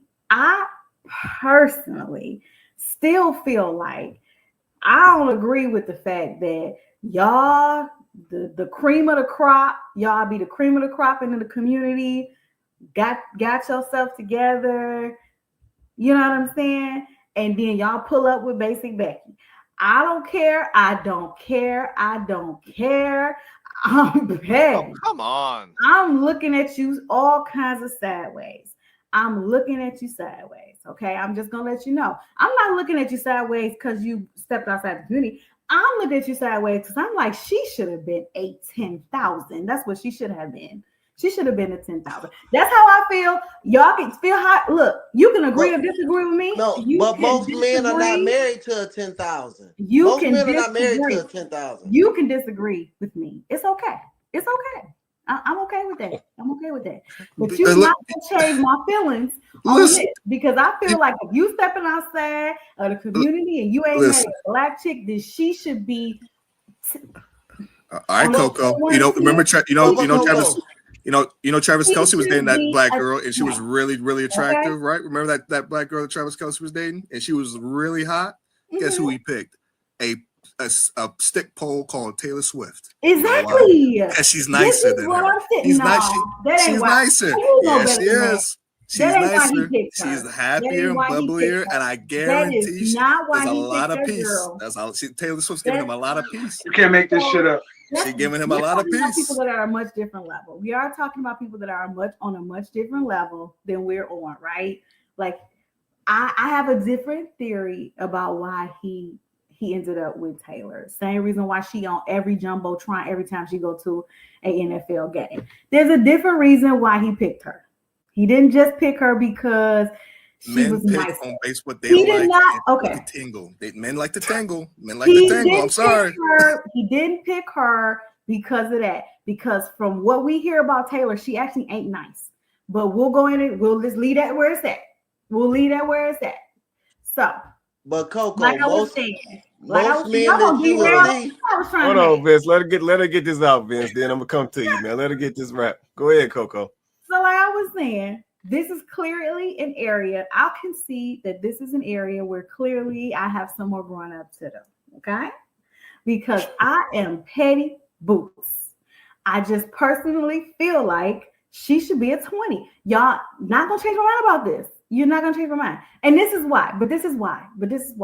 Because I feel the same way about a black woman. I feel like if you're going to step outside of the community and not choose a black man, a man that was made for you, then that other guy better be like the bomb. Like he should be firing on all cylinders because you decided to not be with the man that was created for you. You decided to be with another man, and that's cool. So that means he must be like the bomb. He gotta be. That's how I feel. So if I gotta grow up, I gotta grow up. I never said I was perfect. I don't think you're wrong, sis. Huh? But I don't think you're wrong. I think you're right. wrong. I think I'm you're gonna tell right. you why. I'm gonna tell you why. Let me finish. I'm gonna tell you why. Most men are on that you're talking about on the level that you want them on ain't picking for looks. Number one, Michelle Obama is not attractive. She's not. Come on now, she's about a 4. She's a 5 at best. I don't disagree. Denzel Washington's wife is not a 10. Samuel Jackson's wife is not a 10. Bruh. It's so But many. that's not what she said. Wait a minute. Kwame Kilpatrick's wife was not a 10. They're picking for somebody who's going to cooperate with them. Okay. So if you talk about the looks, and most black women pick a white man, he don't be Brad Pitt either. I just said that. I just said she on picks both him. sides. But she picks him because he's probably a provider. He's probably so men. So you gotta understand why we are picking these women. It's not about their looks. These men that you really want are picking for legacy. They're picking on a woman that's going to get on his page and be fine with it. He's not going to pick the one. I really don't want to be a wife. I really don't want to be I want to be your partner. I want you to. The type of man you want don't want that. They want you. Look, get on my page. That's all you need to do, and you'll be fine. I gotta know what's going. That's why you get picked over. I hear you, Vince. I understand what you're saying to me. But what I also know to be true is that a lot of men, and B-Boxer just said it, they want the woman that makes them tingle. So this is all I'm saying. This is my point. We can't say I want the woman that makes me tingle and then have black men by the droves get on Donald J. Trump's internet and critique black women from the top of their heads to the soles of their feet, only to then turn around and pick Basic Becky. This is the point that I'm making. Y'all got to feel the point that I'm making. I don't disagree on the personality. I already conceded that when we're talking about personality, I agree that's a different ball game. But if we're talking about how black women get critiqued about their looks by black men, then I want y'all to keep that same energy when you go out there and you get stringy-haired Basic Becky. I want you to keep the same energy. That's all I'm asking for. That's all I'm saying. I'm not saying that she might be wonderful personality. She might have a great sparkling personality. But let's just be so for real. Let's be for real though. Because I personally think that we grade each other on a higher scale than we do the others. Men and women. Right. I feel like when a black man is entertaining a black woman, he is grading her on a different scale than he do. That's why he ended up with Basic Becky. Facts. Okay. I'm not saying that the black chick that he ends up with is a 20. I'm not saying that. I'm not saying that that's the case in every situation. I am not saying that. I'm simply saying that when he do end up with the black chick, she ain't gonna be a 5. She's probably gonna be overweight. Basic Becky, though, however, can be a 3 or a 4. On the Becky She's gonna scale. probably have a kid or two. Michelle Obama is a 4. Scale, Michelle Obama is a 4 married to the greatest man in America. We're not talking about Michelle Obama because she's a whole man. Let's get back on topic. We're talking about men and women. Oh, come on. So if we're not talking about men and men right now. We're talking about men and women. Exactly. So that proves my point. It ain't about really about no that's 2 men. That's a different conversation. Wow. Stop. Wow. Don't do that. What just happened? Yeah. Don't do that, Chloe. Don't do that. I want to talk about Michael. Y'all brought up Michael. I was talking about, they said Becky. Y'all brought that up. Now Mm-hmm. y'all don't know how I feel about who Michael really is because I don't talk about it. I keep that to myself. But if y'all gonna bring Michael into the conversation, then we gonna talk about Michael. But we talk about Michael, that's another topic. Okay. All right. There's a reason why. That's the reason why Michael is a 4. Anyway, Ooh like, wee. when y'all step outside, Okay, cutting up. y'all step outside, I feel like y'all don't grade with the same grading scale. That's just my personal But opinion. let me ask you this, Chloe. Um, you actually you're making the point that you're saying a lot of black men who end up with white women are getting with average looking white girls compared to a, let's say, an 8 or a 10 black girl in comparison. But you have to understand, like what the men have been trying to say this whole time is that there are a lot of black men are willing to sacrifice 3 or 4 points on the look scale in order to get an 8 or 9 or 10 in the personality and vibe scale. That's worth the sacrifice. Even though you say, we're visual creatures, yeah, of course we want the most beautiful woman that we can get. But when you're treated a certain way, when you're taught to a certain way, when Vince had experienced it, he still has that memory from, I don't know, that probably happened, what, 20, 30 years ago? But it's still a core memory. Like it's like, whoa, he would rather get with something like that, which he has now with his wife now. But I bet when he had that experience, he's on that eternal search for that type of woman, not necessarily the looks. He didn't mention the looks of the woman. That's the one thing he pointed. I noticed he did not mention how she looked, which is irrelevant to how she made him feel, how she treated him. So you're right. A lot of black women, they got nicer bodies. They come from Africa, right? You look at African women, they have nicer derrieres, nicer chests, bigger lips. But a man would say, you know what? They look good, but they don't feel good. And can I see myself living with this woman for the rest of my life? Then they'll go to the, as you call them, basic Beckys, who are 5 or 6 on the look scale, but 8, 9, and 10 in the personality and energy scale. It's worth the sacrifice. So Joe, I understand what you're saying. So I understand what you're saying right there. I said what I said. No, hold on. I understand what you're saying, Joe.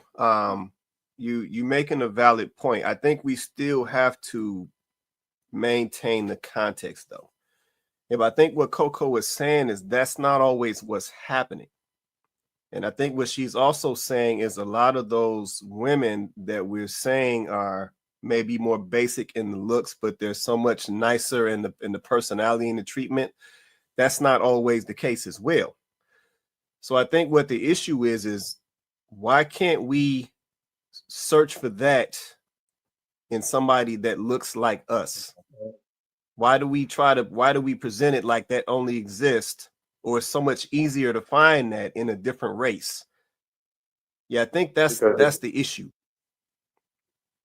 Go ahead. Because it's just more, it's not impossible to find because Isha is obviously one of them. It's that they're much more difficult to find. They're not as easy as, it's like, I hate to use the comparison, finding a needle in a haystack. But when you come across a black woman with that character, that personality, that's what I was looking for: character, personality, energy. Um, it's like, whoa. But when you come across white women, it seems to be not all of them, obviously, but they're much more easily available. They're much more accessible. It's like there's more of them, whereas you have to work a lot more to find that in a black woman. I know ideally as men, we want the best of both worlds. We want a woman who looks 8, 9, and 10, and it looks 8, 9, and 10 in personality and character and personality and morals. But we will make those sacrifices and we will say, well, you know what? I can't find my preference as a black woman. You'll hear a lot of black men say that it was my preference until I was forced to look elsewhere based on the energy I would get from women elsewhere. For example, just the other day, I was out doing some work and I would go to a Bucharest grill in a Grosse Point, and behind the counter is all black women. They have the scowls on their face. They're not very pleasant, not super friendly. They're nice enough.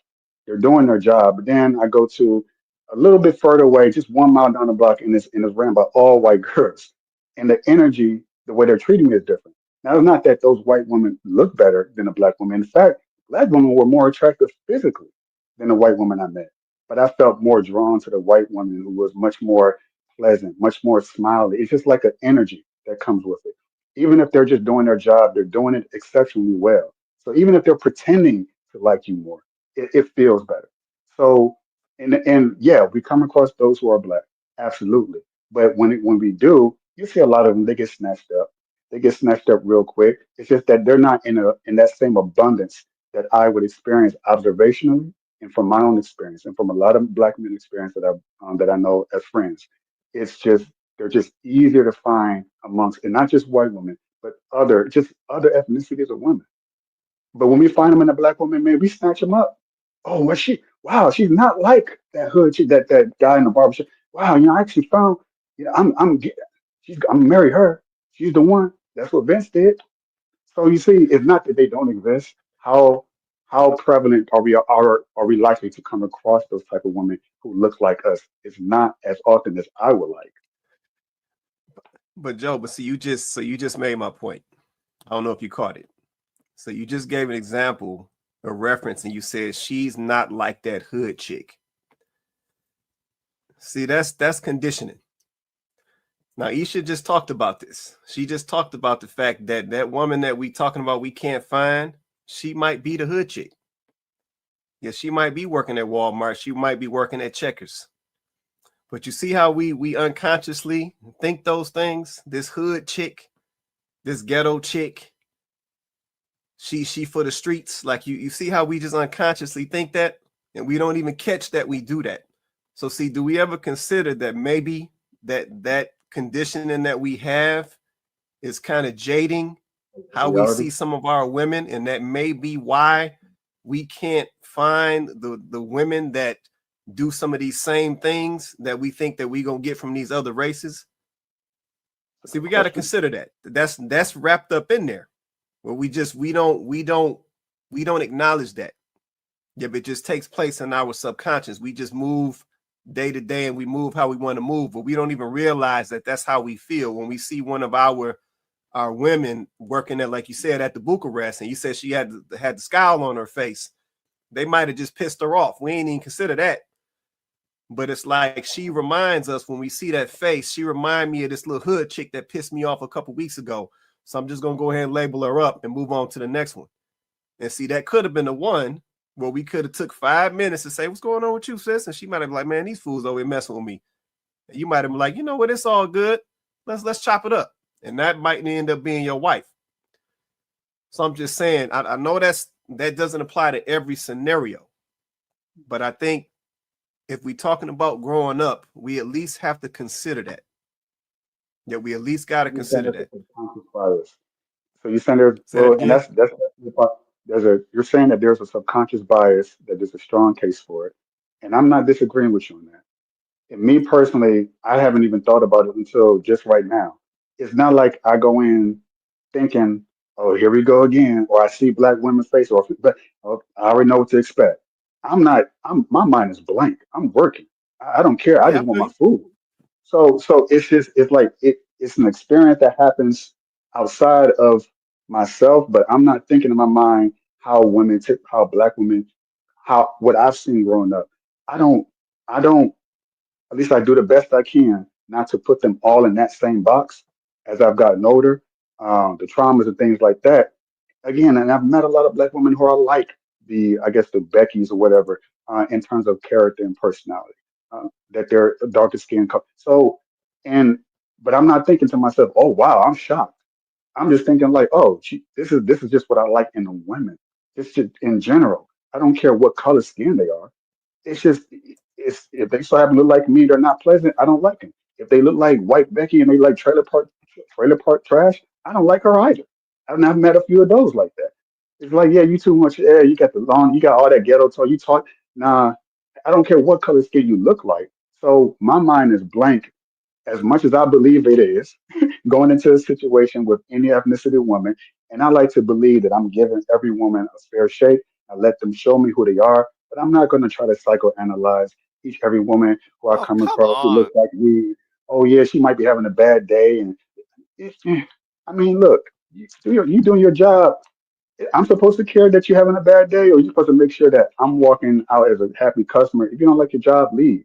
That's just my mindset because that's That's the way I that's did that's things. not what I'm saying, man. Amen. That's not what You I'm can saying. walk I'm in saying Whoa. having a bad I'm day speaking though. to a relationship. Be positive. Go ahead, Oh Issa. What God. you say? What you say? I I'm said with as you, a Joe. customer, it's not always the person that's serving you. Sometimes we walk in and we having a bad day. But I The notice attitude. a lot of times that if you walk in, you don't know what type of day they're having. It could have been something that's going on outside, and you shouldn't bring it into work, but oftentimes we do.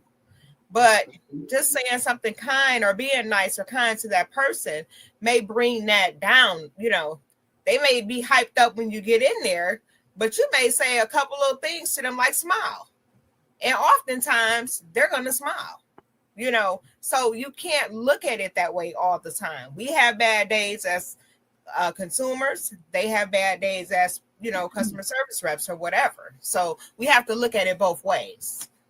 Then I I think also also, then I think the problem is also that men are tired of being your therapist. We tired of these Tyler Perry movies where he got to jump through hoops and break down walls, and we ain't got time for all that. We gonna find somebody that's gonna get on our program. That's gonna do what we need to do. We ain't got no time to be Tyler Perry. I got a question for you, Vince. Come What do we on, get after that? What's What do we get what's after Come that? with all this? A woman got to get on your program. she gotta get on my What that program. mean? She gotta Explain get on this. my program. What's your program? Okay, let me tell you this here. My program is my vision and my purpose for our lives. Great. That's it. Now, if she wanted, like, I take her, I take her input on it, but she on my vision because I got a vision, I got a purpose, I got a legacy. So either you Is gonna this get like on a that black program man or you thing not. though? And those are That the come with and this see, attitude? those are the men that y'all want. Y'all want providers, protectors, 6-figure, so I don't have to. But you got They to gotta get be on that masculine. program. They gotta be You got to get masculine. on the plan. Okay, I Yeah. can't have I you wanted spending you the to church's. explain to me. I I can't saw have you you kept spending saying the it. church's money when I tell you this is how much we can spend. I can't have you if Mm. we got kids. Them kids is your number one priority. I can't have you. Oh, I don't want to be at home watching these kids. I want to go out here and work for $20 an hour so I can feel like I'm doing something. You are doing something. You my wife and you these kids' mama. Mhm. But Okay, women I don't want to. digress. Women don't want to hear that. They want. I want to go to. I hear so many women. Your wife don't work. What she do all day?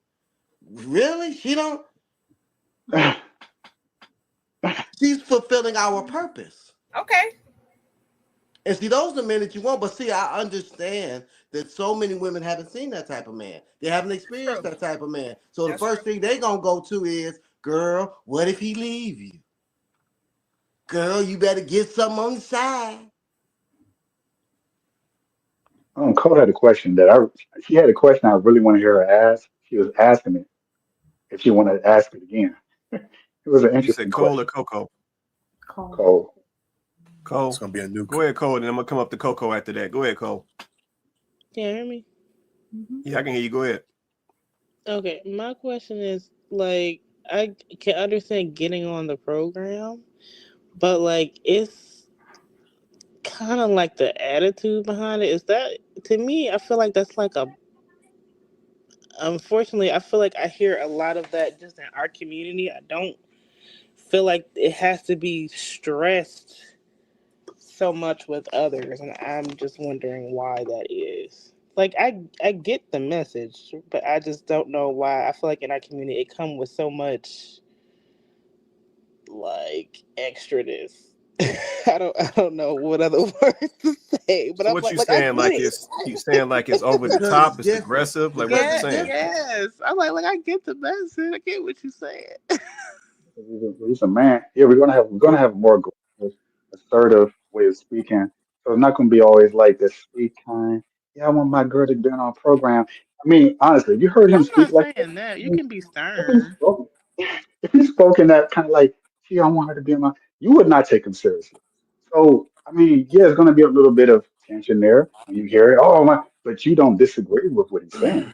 Which I think is the main point. And as long as he's not abusing her, which I'm assuming I'm definitely assuming that she's not being abused, and What I'm everything saying, is fine. well, maybe it's a follow up. Like, I guess maybe the question is, why does it have to be said in such a way? Like, why does it have to be said, I guess, in an extra way when it should be a simple message? Maybe because there's so much resistance. But I it's don't not know. simple, Cole. It's not simple Mm. because you got to understand our culture. And I always tell this the time I had to check my mama. My mama, I had to check. Hmm. And I'm going to say this because we got new people on the panel. I have older kids and then I have kids with my wife. My daughter was making my plate one time. And my mother was, why you making his plate? He can make his own plate.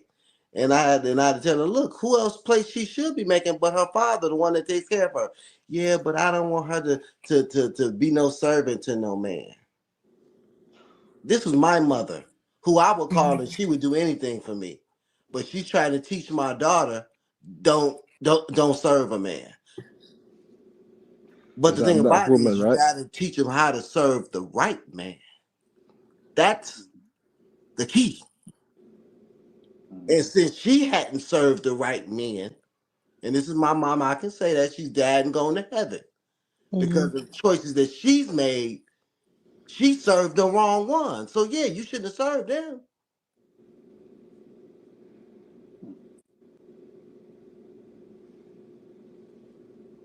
Choices that she made. So I think that our culture, and it's not getting any better. It's just not, especially with us. We think, we talk about this partner thing. No, we want husbands and wives. All this partner. I want a partner. I want a partner. You want a husband Oh, or you come want a on. wife? And you wonder why you can't make it work for 5 minutes. Wonder why you divorced me because I'm not happy anymore. I'm not fulfilled. I don't feel like a whole person. Even though I got a husband and 2 kids, I'd rather break my family up so I can feel that I'm a strong black woman. Don't listen to your black. Vote against what your black man telling you to do. You your own woman. Can't depend on him no way. That's our culture. That's just what it is. So that's real right there. Go ahead, Coco. I'll let you respond. Go ahead. You on mute. Come off mute. Coco, come off mute. Come off mute. Thanks. Okay. Sorry about that. I'm tying it back into the topic. Like, is this another area where we have to grow up as Black people? Like, is this another area where we've said a lot about the dynamic in the Black home growing up, right? And we recognize that, unfortunately, a lot of us growing up didn't have that example of a married couple, or even just a couple that stayed together, had their children and raised them together. And we're recognizing that has not been the majority of us, right? So if we recognize that and we can see that, then is this an area where we have to grow up and we have to stop using this, Black men, stop using it as a justification as to why you find Black women lacking. And Black women, you have to stop using the fact that some Black men didn't have a father to mentor them growing up as a reason as to why you feel Black men are insufficient. Is this an area where we have to grow up and we have to recognize that this is our circumstance? We didn't get to pick it. We didn't get to choose it. The people who grew up in a single parent home, they didn't get to choose whether or not they grew up in a single parent home or not. That wasn't a circumstance that they chose. That was the hand that they were dealt. So at what point do we stop holding that against each other? And do we go, okay, I understand you're going to have some deficiencies. I mean, I have a few myself. So how can we come together and try to grow together, mature together, learn together, because we both recognize that we have deficiencies? Like, I feel like this is an area as in a Black community where we need to grow up. Like, we're talking about these other communities, Caucasian communities and the like, we're talking about these other communities and how they had all these examples. Okay, they had those examples, and that is great, and we recognize how awesome that is. That's not our circumstance by and large. And if that's not our circumstance, then how long are we going to hold that against each other? Like we are the ones that like we had a choice in the matter, right? The people that we're supposed to be choosing were our parents. And clearly they didn't make the best choices, but it is what it is at this point. We can only live in the consequences of the situations that we were put in, right? So instead of blaming each other over and over again in a circle and in a cycle about this, at what point do we grow up and say it's best for us in a Black community to try to repair the fact that we don't have strong families to lift up and prop up our community? And let's start building those strong families, right? Let me look at you and say, I know you're not perfect. And I understand that you didn't learn these things growing up, but it's not too late. You still have breath in your lungs. You can still learn now. You can learn, right? Like, don't get me wrong though. This does mean that women are going to have to be more receptive to learning and taking correction. And that's a problem in and of itself. And men are going to have to recognize that they too need to learn, right? I think sometimes as men, it's hard for men to accept that there are some deficiencies, right? Because I'm a man and I was taught to be a man and I need to, be a leader and I need to be in charge. But we've pointed out on this show before that not every man is a leader. Not every man knows how to lead well, right? That does need to be groomed. That does need to be taught. You do at least need to have an example of someone who was a good leader and, could pour into you so you can understand what good leadership looks like, right? I do believe that men were born into a leadership role, but that doesn't mean they're good at it. Just because they were given the responsibility of being a leader doesn't automatically mean you're good at it, right? Like, let's just be honest. Some men are great leaders, but we've come across, I'm sure you've seen some men that you've been like, it needs work, right? So I think that at what point do we say as a Black people it's just healthier for us, it's more productive for us, it's more profitable for us to get over this this push and pull that we have between each other about what women don't always know how to nurture. They don't, it's there, it's supposed to be innate. But I am learning that the things that I thought, right? Stay with me for a moment, hear me out. The things that I thought should come natural to a woman, I am now learning in my big old age that it doesn't come natural for every woman. I am on social media realizing that there are women teaching women on social media hygiene. Like there's a whole movement of women teaching other women how to properly clean their bodies. And I'm realizing that while I thought this was, doesn't everybody know this? Doesn't all women know how to do this? And I'm realizing that there's a subset of women who were not taught by their mothers or didn't have a mother figure that actually poured into them to teach them these things. So now some of these women are in their late 20s, 30s, some of them in their 40s, and they're taking tips online about how to properly clean themselves. And it blew my mind because I'm like, wow, y'all don't know how to do this? So it just goes to show you that while we're thinking that these things should come naturally and that people just should know, a man should just know everything he needs to know about being a man. Well, where was he supposed to get it from? And at what point do we go, okay, maybe he just needs time to, to learn because he didn't learn it at the time where he was supposed to be learning this. Does that make him now a bad man? Or, you know what I'm saying? Is he not, now husband material? Is he not, should we now just throw him away? And I think that's what Quay was saying about a woman. Like, she might be rough around the edges. Do we just throw her away?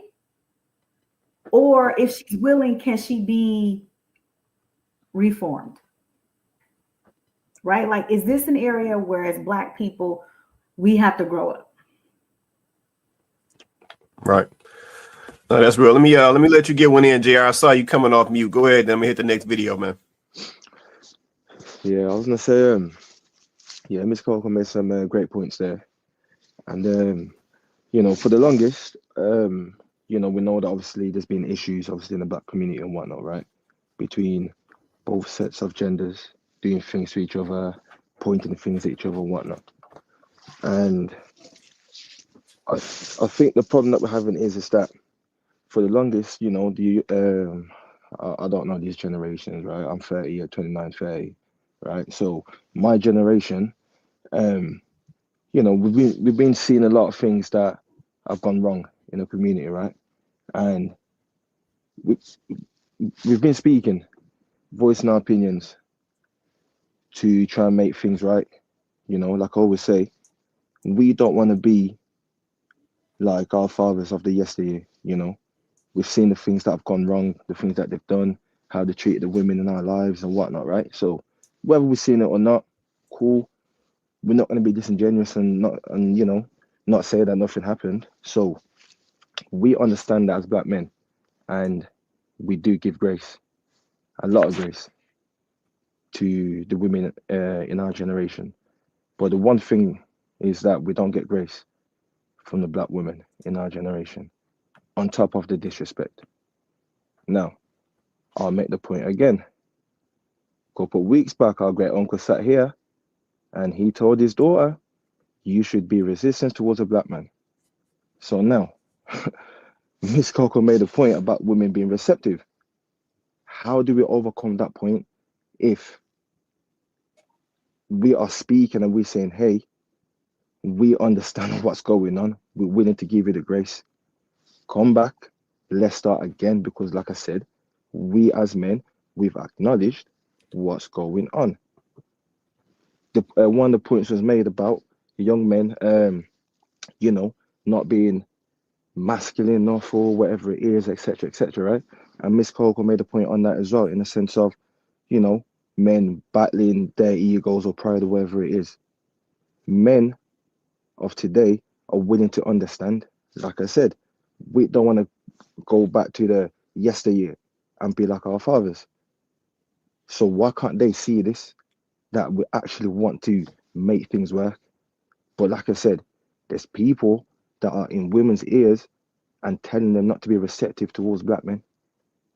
But somehow we want to group the whole problem towards the generation of today and say, hey, there's problems. Yes, we know we've both got problems and we are willing to sort out our problems. But sometimes it might not take an individual, it might take two people to come together. And especially for the Black community, for where we are today, we might have to come and do it together instead of individuals in order to fast track what we need to get to. But they don't, the ladies don't see that. They don't want to be receptive to that message, you know? Like Miss Coco said, the ego, no, we ain't here to fight you. We actually want to be and actually protect you better than the men of the yesteryear. And we don't want to create the same patterns, you know? We want to be there for our kids. We don't want to do the whole single stuff. We don't want to do that. We want to make sure that, like Mr. Vince said, let's get a program going. Now, like I said, for us Black people, not many people can be able to do it as an individual. So yes, the program is not going to be the same as Mr. Vince's for a lot of men. We've got to be realistic. So a lot of men know this. But the men still understand that I still have to provide and protect as best as possible. Yes, a lot of men are going to be learning on the job. And yes, a lot of women are going to be learning on the job. But like I said, we have to be willing to give each other grace from both sides. But men are granting too much grace. But women don't want to grant the grace for a man to learn on the job. We know women aren't perfect. We know this. But the pressure of a man to have to be perfect is not right. Now, I'm not saying that men aren't willing to strive to get there. Most men want to be, you know, the best man they can be in order to provide the best life they can for their missus and the kids. But like I said, we need to understand the basic thing of today. We actually need to come back together as a unit. First things first, that's what the mindset has to be. If that's not the mindset, it's just not going to work. Yeah, no, that makes sense right there. I appreciate that. All right, let me run this next one. I think Cole, let me see. I think Vince sent this one over. Is that Vince on here? Okay, there you go. All right, let me run these last ones. I said we'll get into these and then we'll get on up out of here. With our very own Susan Smallwood here with us for a speed date assessment. I love this. And she looks good. Yes. Okay, so let's get into it. What's your name, girlfriend? Susan Smallwood, the Grand Caviar Queen. You got personality. That is always a great thing. How old are you? 57 years old. Okay, what kind of man are you looking for? I'm looking for a man that's a provider, a protector, who does not mind my shine and not intimidated by my shine. Okay, provider, what do you mean? How much money does he got to make to provide for you? 6-7 figures minimum. Well, that's the problem. Okay, now, are you the only person that he got to sleep with, or could he have sex with other women too?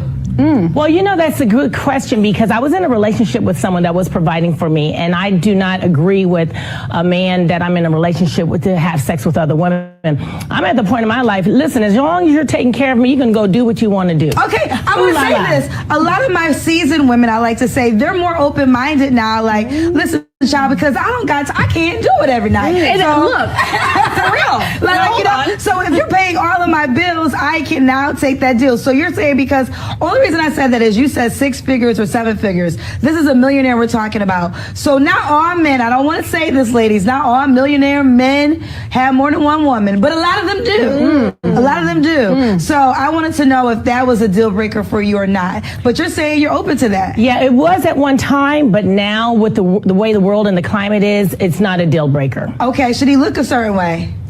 I have to be attracted to their heart and their personality and their energy. So I'm not superficial anymore. Wait, hold up. Now, if he made $50,000, can you be attracted to his heart and his personality and his character?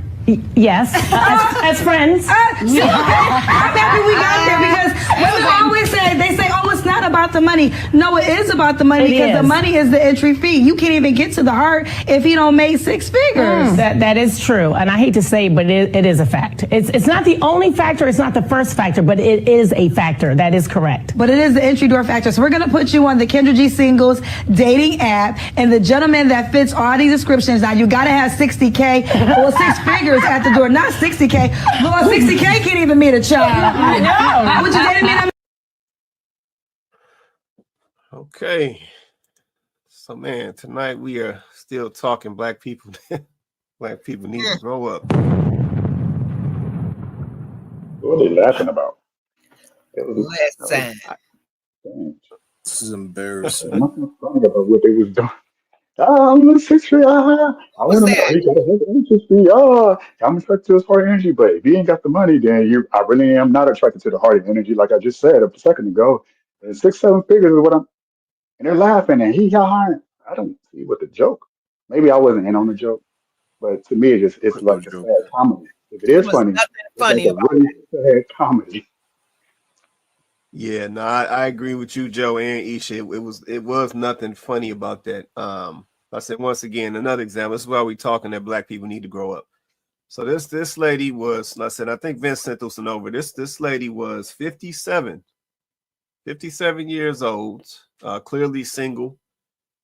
Talking about the fact that this guy need to be making 6 to 7 figures. Then she started talking about his heart and character and this stuff. Then she's talking about she don't care if he having other relationships or other interactions with other women as long as he taking care of her and paying the bills and all this. And I'm just like, once again, 57 years old, the first 2 things come out your mouth is provider and protector. It's like, how many times a day? Like, how many times a day do I hear that? I hear that same thing all day long, and it doesn't even matter the age.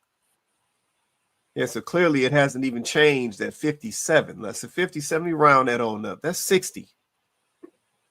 And it's like you still saying and talking like the girls half your age. Yeah, it's just like, at what point are we gonna sit down and say to ourselves, like, we let me just keep it a blunt, like, we sounding crazy out here, like once again, what grown man? Because if she's just rounded up to 60, then she gonna be playing in the 55 to 75. She'll be playing in there somewhere. Yeah. It's like, what man in that age bracket who's retired, established, he might have properties, boats, summer homes, you name it. What man in that bracket is gonna hear this right here and be like, "Oh, this my lady"? Like, Oh, what? you mean like Shannon Sharp? Nobody. Like Shannon Sharp. Who would go for a younger woman? It doesn't make sense though. It's just like we don't even think about. Well, maybe we do, because I did hear her say something in the video that I would like to ask. She did say when Kendra kind of called her to the mat, you know, about the money and her trying to front like the money wasn't important and all that. She did come back and say, I hate to say that. And it's like, ladies, do y'all really hate to say it? Like, do y'all really hate to say some of this stuff that y'all say? Because it's like y'all say it all the time. So it's like, do y'all really hate to say it? Or is that just kind of, that's like a little jokey joke? It's like I it's a term. I think a lot of women just say it because they know they're about to say some stupid SHIT. Right. So they started off with that. So they don't look as dumb as they're about to sound. Because the fact it's several things wrong with that. First of all, you're on the Kendra. What show was that? That was Kendra G. She was on somebody else's show, but yeah, that was Kendra G. Yeah. You was on Kendra G, whatever her name is, show. You look old. You wearing a curtain. You're 57. You talking about you want a protector and a provider, but he can be out banging long as he paying your bills. You want a sponsor. You don't want a man. You don't want a husband. Which is why you sitting on the show looking stupid and sounding stupid. Yeah. And see, the issue is the reason why I sent that over is the issue ain't what you want. The issue is, can you get it? And that's why I say it's over for these 35-year-old chicks. Because she maybe can say that when she was 27. Oh, yes, she could. She maybe could say it because she's not a bad looking woman. She look okay. But at 57, what 57? And then does she seem like the type of person that's going to get on the man's program? She want to shine. He going to let me shine and do what? This man is a millionaire. What you going to be doing? Sitting at home. So let me ask you this, Vince. Let me ask you this real quick because I'm curious of something. I know we talking about, black folks need to grow up. You just said that there's nothing wrong with what she wants, but it's can she get it?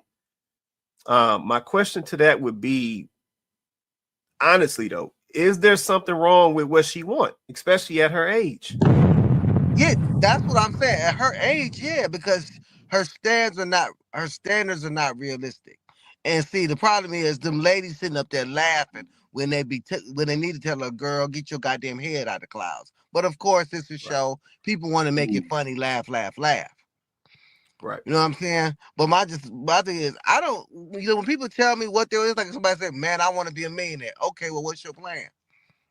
What are you going to do? If you talk about you want a millionaire guy, then you really you got to be what they want. And see, that's the problem. A lot of these ladies don't understand. I have to be what he wants to get that level of man. Yeah. But they don't want to do that. Well, he got to do this and he got to let me shine and he got to be emotionally intelligent and he got to be a unicorn. And unicorns don't exist. We all just horses. We all got some shit coming out of us. All just horses is hilarious. We all just horses.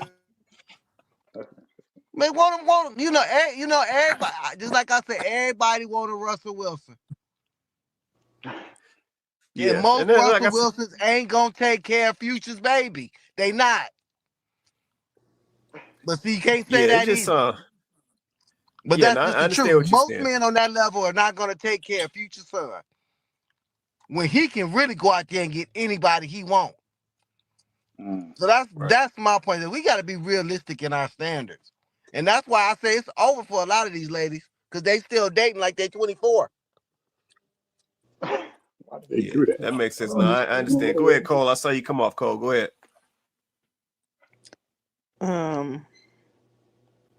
I would say, first of all, the lady is a joke, and it's embarrassing.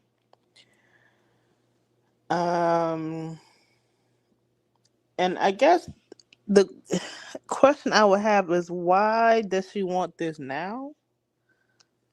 Like, is this a retirement plan? Because that's how I look at it. Yeah, it partially is. It partially is. I think that's why she said she wouldn't have no problem with him, being out here physical with other women. But I'm glad you asked that question, Cole. With regard to the retirement plan, even the lady, what she said didn't make sense. And the reason I say that is because you're saying that you want a man that's making this certain amount of money and you want him to essentially take care of you and pay all your bills, right? So in turn, you're not going to have any issue with him having other women and this and that. But that doesn't make any sense, because if this guy can have any women he want to have, then why would he stay around and pay your bills? Like that doesn't make sense. Because like I said, if you're saying that this dude can be out here with these other chicks, then you already validating that he's that dude, so he can get other chicks.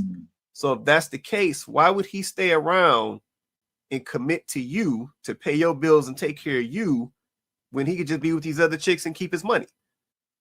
Like that doesn't make sense. And that's why I said some of the stuff that we say, which is why we need to grow up, especially at 57. Some of the stuff that we say, it's dumb. Yep, and I don't even think we think about what we're saying or even put it in any type of realistic perspective. We just say it and hope for the best. Yeah, and it's like what you're saying or what you're thinking is possible. It doesn't even make sense, because that dude, he doesn't need you for nothing. You would just go get a couple little other ones to break him off, do what they do, and he'll buy them a couple Birkin bags. They'll shut up and go their way. He doesn't even need to entertain you as a 57-year-old woman, because you're not doing nothing special versus all these other women that he can have. So why would he even need you? But it's like, we don't even think about that. We think it's all a joke. We think we just get up here and for some reason we think we dime a dozen and somebody gonna be running for us. But if like that's the case, then she wouldn't be saying this stuff at 57. She would be locked down and married by now. She wouldn't even be entertaining Kendra G. Yeah, we got to keep it honest. The reason why Kendra G even exists is because people need to grow up. That's how she even exists. Because they'll get on her show night after night after night saying the same type of stuff this 57-year-old woman is saying. And we laugh and kiki and all this and all that, and then folks go right back to being single and never improving their situation or actually getting the results that they want. So yeah, man, like I said, for me overall, man, we got to grow up, make some changes. Go ahead, Herschel. I saw you come off, man. Oh yeah, I just wanted to say, she's gonna always be by herself because she don't have self-respect. I mean, that's a big thing right there, because and I mean, maybe she's always been that way. I don't know, but I'm just saying from what I got off from that video. I mean, when the lady asked her about, and other thing is the lady even asked the question about what do you feel about him having other women or whatever. That's just crazy. We're just in this place now where that's an option. But anyway, for her to even ask that though, for her to even say that I don't care as long as he's doing this and doing it right there, then you don't even have self-respect, And so unfortunately, for her to find somebody ideal for her, for anybody in general, you gotta have a certain amount of self-respect for yourself first before you can even entertain a whole nother being to be living with. So I'm just a little disappointed in that piece. And then for her, the age she is, I'm thinking back to my grandparents and stuff like that, and I'm like, wow, like she's talking like she's like going through adolescence or something. It's crazy to me. Yeah, no, it is, man. It is. Like I said, 57. Yeah, I would never expect. Listen, I don't know the lady personally, but I would never expect to hear that type of stuff from a 57-year-old woman. Like, that's supposed to be seasoned. That's been there and done that. Like, Yeah, it sounds wild to me. Go ahead, beatbox, and then we're gonna hit this next one, and we're gonna get up out of here, man. Yeah, I'll be quick. Cause JR mentioned this in the last video, but it kind of explains kind of where we're at. Because if the older generation is kind of talking like this, I mean, this is kind of what we see. So, and like JR said, there's a contingent of black men in our generation trying to like change that if we can. But it's hard when like your counterpart and the older counterpart saying, well, you know, he can cheat on me as long as he's making a lot of money and as long as he's doing this and that. Like, that's crazy. I mean, you got that, or you got the other extreme where like he can live with me, not pay any bills as long as he's making my left leg shake. Like there is no median in a lot of these things. So it's unfortunate, man. Yeah, no, I agree. It's definitely unfortunate. All right, I got one last one, and we're gonna get up out of here. I think Cole sent this. So you still with us, Cole? I'm still here. All right. I think you've sent us a note. Let me see what you done sent. New York and New Jersey, which we're all from, dog, a second job now is a necessity. Like back in the day, you'll get a second job because you wanted a new car, or you'll get a second job to pay off this vacation or do. Now you need 2 jobs to maintain a standard of living. So now you're talking about bringing another human being into the world that's going to rely on you for every single thing. That's more expensive for their formula, their clothes. Now you can't take even the jobs that pay minimum wage. It's no kids in there. Think about what I'm saying. When we were young, the bad chicks worked at the mall. I'm going to the mall. They in there. Now those are grown-ups. Grocery store. Wawa. 70 grown-ups. Dunkin' Donuts. Grown-ups. Fam, they are outsourcing the jobs at a different type of rate. So now the 40-year-olds are working at Wawa. But they have to. They have to. Bro, I live in Wawa, right? So I could go on Wawa at 2 a.m. to get a coffee. Like they said in New York and New Jersey, which we are all from. Okay. I'm coming straight to you, Cole. So where you coming from with this one? What you see? From like the men's perspective, or like about the? No, just in general. When you saw the video, something sparked off. What happened? What you see? Oh, I mean, it's true what they said, especially where I live. But I mean, things are definitely expensive. I mean, that second job thing is real, but I feel like it's a thing because people aren't working together. That's true. That is true. I agree. How would that Go ahead, solve the Coco. economic issue? Oh, sorry. Wait, hold tight, Joe. Let me get Coco. Then I'm coming to you, Joe. Go ahead, Coco. I agree. I think that's the issue, Cole. I think that the reason why our parents and I get it, guys, like, trust me, this economy is definitely different than the economy that our parents grew up in. I'm not going to sugarcoat that. It definitely is. But they probably were saying that what we're saying, our parents were probably saying that in comparison to their parents, right? So what I'm saying is we all have felt this generation over generation that it was so much easier for the generation that came before us, right? So taking that into consideration, I would say the thing that I know helped, like my parents and like the married people that I was privy to growing up, was that they worked together. There were 2 people in that household that were helping, whatever it looked like, right? Because every household has a different dynamic. But whatever that then dynamic was, they were working together to ensure the success of that household, right? Raising the kids, they worked together. Maybe that did mean that mom couldn't work because then you had daycare, and daycare was super expensive. So looking at mom's finances and saying, well, shoot, yeah, you working, but we using your whole check to put the kids in daycare. That doesn't make sense. So maybe you stay home and I'll work more hours, and then that way You can, you know what I'm saying? You can stay home. The kids are good. They're safe. They're being taken care of, whatever that looked like in each home, right? It looked different, but they were working together as a team to ensure the success of the household. And I just think that I don't see that. If you guys want to say partnership, right? To a certain extent, I do agree with the idea of a partnership because I think that's what a marriage is. Unfortunately, like everything else, we've taken the term partnership, and now instead of looking at it like we're a team. When I say partner, I mean my teammate, right?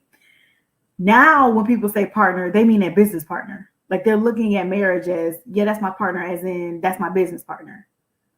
And when this business no longer serves me, I'm just going to leave like I would. When this marriage no longer serves me like a business, I'll just, I'll just leave and I'll ask for a buyout. That's literally how they're looking at it.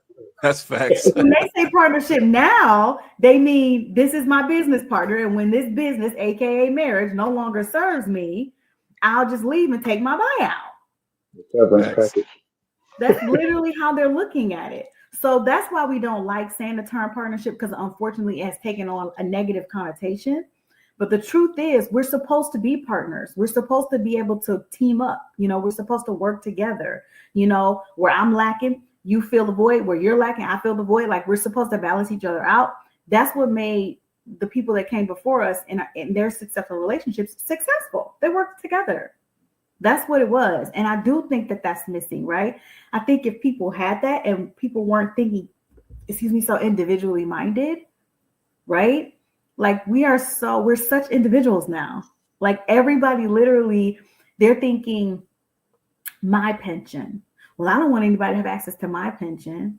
It's like, if this woman is with you, if this man is with you and they've been with you and they've helped you build what you have, it's not your pension.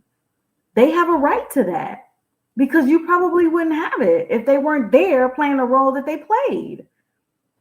But we're so individually minded and we don't understand, just like with the two-step, when we used to social, now we hustle, just like that is creating a divide. And we don't see that, right? We don't see that you being so independent minded, this is why it's not working, right? This is why. So I think that if people would take a step back and look at the fact that this independent mindset is not a good thing. We've been brainwashed, right?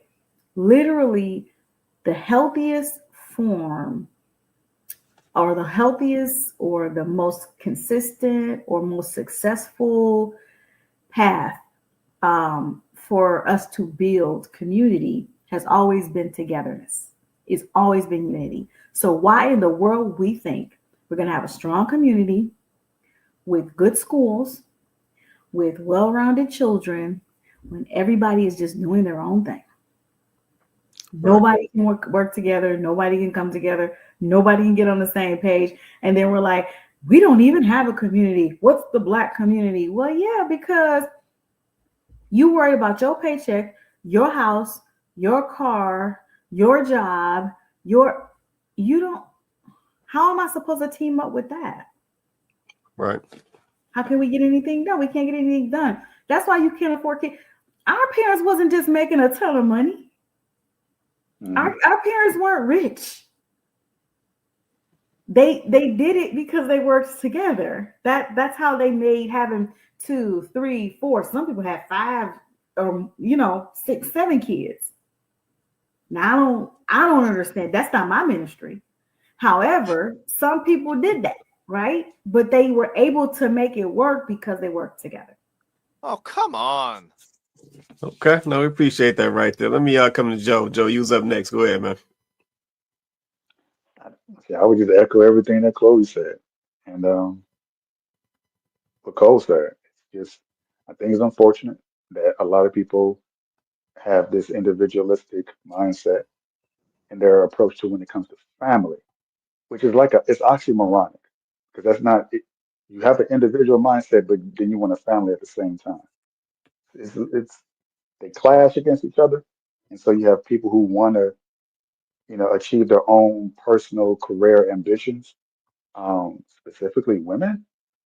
They go to college, they get it's great, you got your careers and all that, but then the consequence, you graduate. Of course, you want to get a job that is in the field that you went to college for because you spent all that money, you got loans to pay back. So now you have to get a job.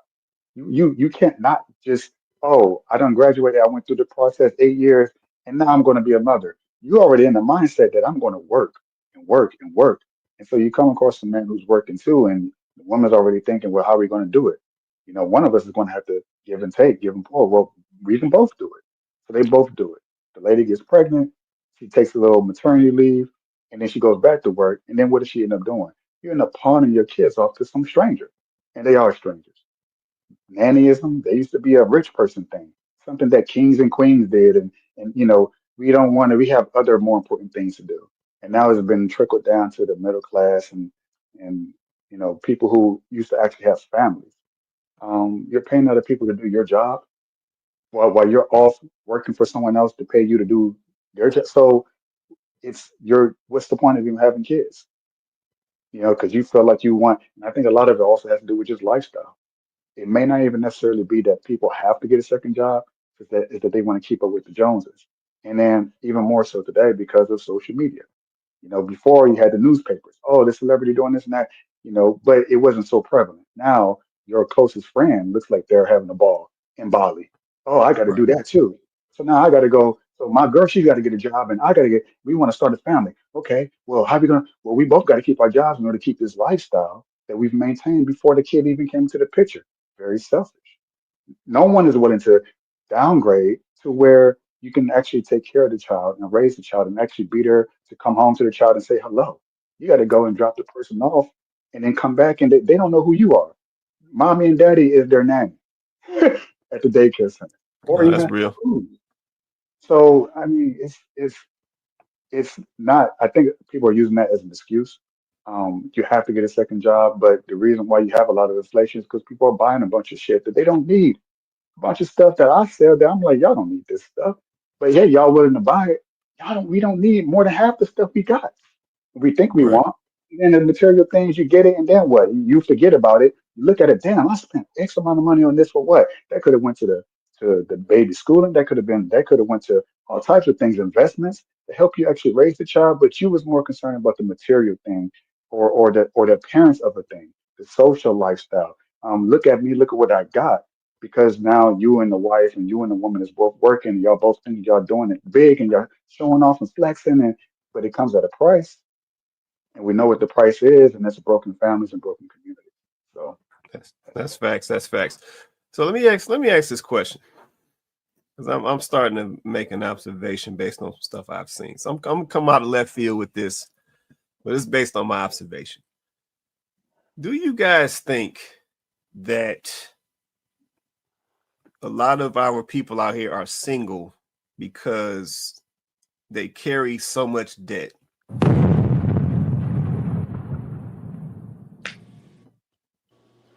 Like, no, consider that for a minute. Just consider that. Let that sit for a minute. Do you think a lot of our people out here are single today because they carry too much debt?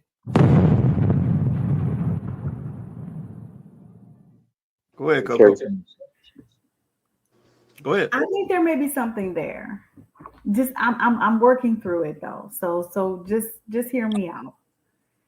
This could be a reason why a woman won't entertain a perfectly good average man because she needs him to be making a certain level of income because she knows that she's got debt. She's got school debt. And listen, this is not a dig at anybody. I'm not digging. I'm just working through this, right?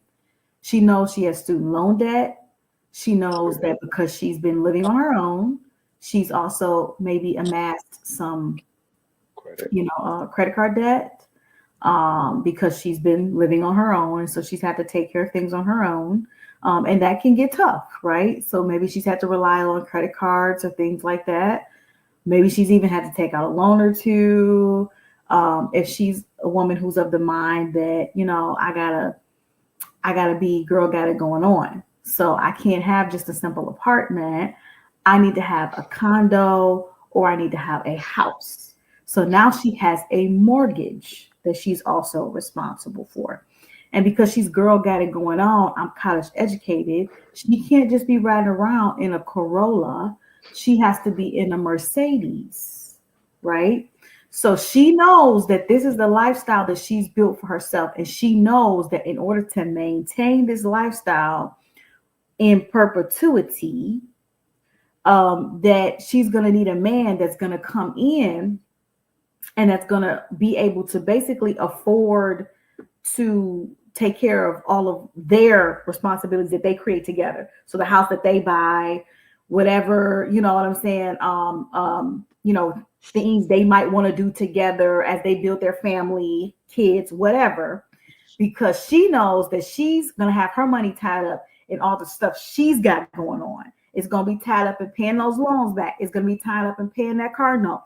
It's going to be tied up in, paying off those credit card bills. If that's something that she's trying to be responsible now and do, it's going to be tied up in her continuing to do brunch every other week. It's going to be tied up in, she like bags and shoes. It's going to be tied up. It's going to be tied up in all of that. So he needs to be making a certain amount of money because he's going to have to take care of all the important stuff so that she can then afford to take care of all of her stuff. Right? And she wouldn't be making those kinds of decisions about men if she wasn't carrying the debt, if she wasn't carrying all that extra additional responsibility. That's really just too much for one person. Like, that's too much for one person. But because she's doing that, now she has to pick a man based off of the amount of resources he can provide, because she needs a man with all these additional resources to help her. So you gotta keep digging. And you forgot about the kids. That too. That too. They might not even be his. Wow. That's what I'm saying. Oh, She's coming Why to the is y'all relationship with doing a kid. that? That's what I'm saying. She's coming to the relationship with a kid, a 2, if you're a certain age. Yeah, no, that's true as well. But yeah, no, that's something I've been observing, and I'm like, I wanted to pose the question because I'm like, it's tied to something. The fact that we are so money driven today. Yeah, just going back to the lady that was on the Kendra talking about she need this man making 6-7 figures. It's just like, how did that become the starting point when you're looking for a man? Like, how we get to that point? It used to just be, I'm looking for a dude that's got a good job.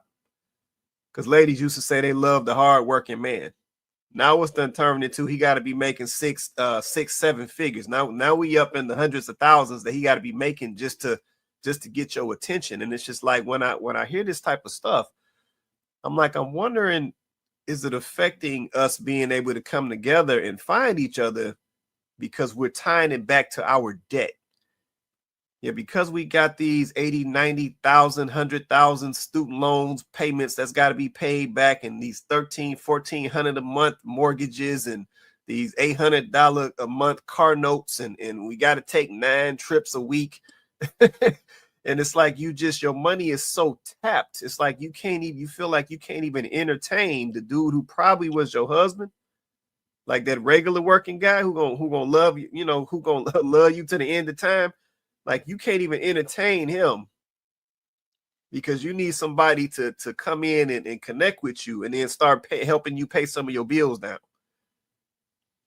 And I'm like, have we ever considered, if we were not carrying so much debt and digging ourselves so far into a financial bind, could we then open our minds back up to be able to see the type of people that could be your companion?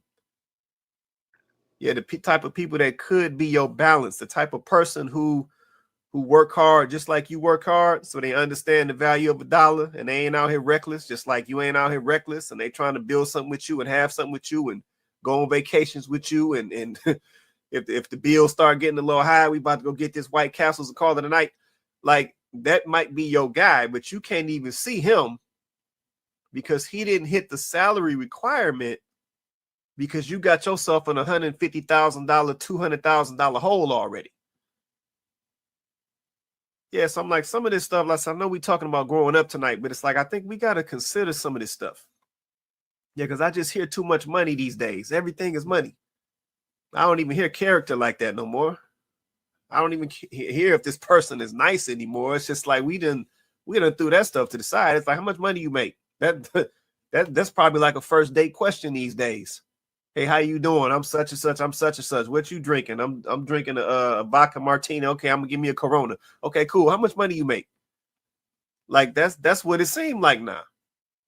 Yeah, it's like ain't nobody asking no questions no more, trying to figure out what kind of person this is. Hey, is he nice? You know what I'm saying? Is he cool with his mama? Like, it's like, you know what I'm saying? If somebody come in here and snatch me up, is he gonna throw the first punch? Like, we don't even ask them questions no more. It's just all about, hey man, how many hours you work, how much money you make. But I think that's because that debt be sitting in the back of our head the whole time. I think that's another reason why a lot of folks be talking about they don't want to waste out here. They don't want to waste no time. It's like, yeah, if you can't get to this money number, then you feel like you're wasting your time. So yeah, I think we got to consider some of that stuff. I really do. But I'm gonna take some clothes. I got to get us up out of here. We've been running. I'm gonna come across the top and the bottom and we gone. Coco, you want to say anything before we get out of here for the night?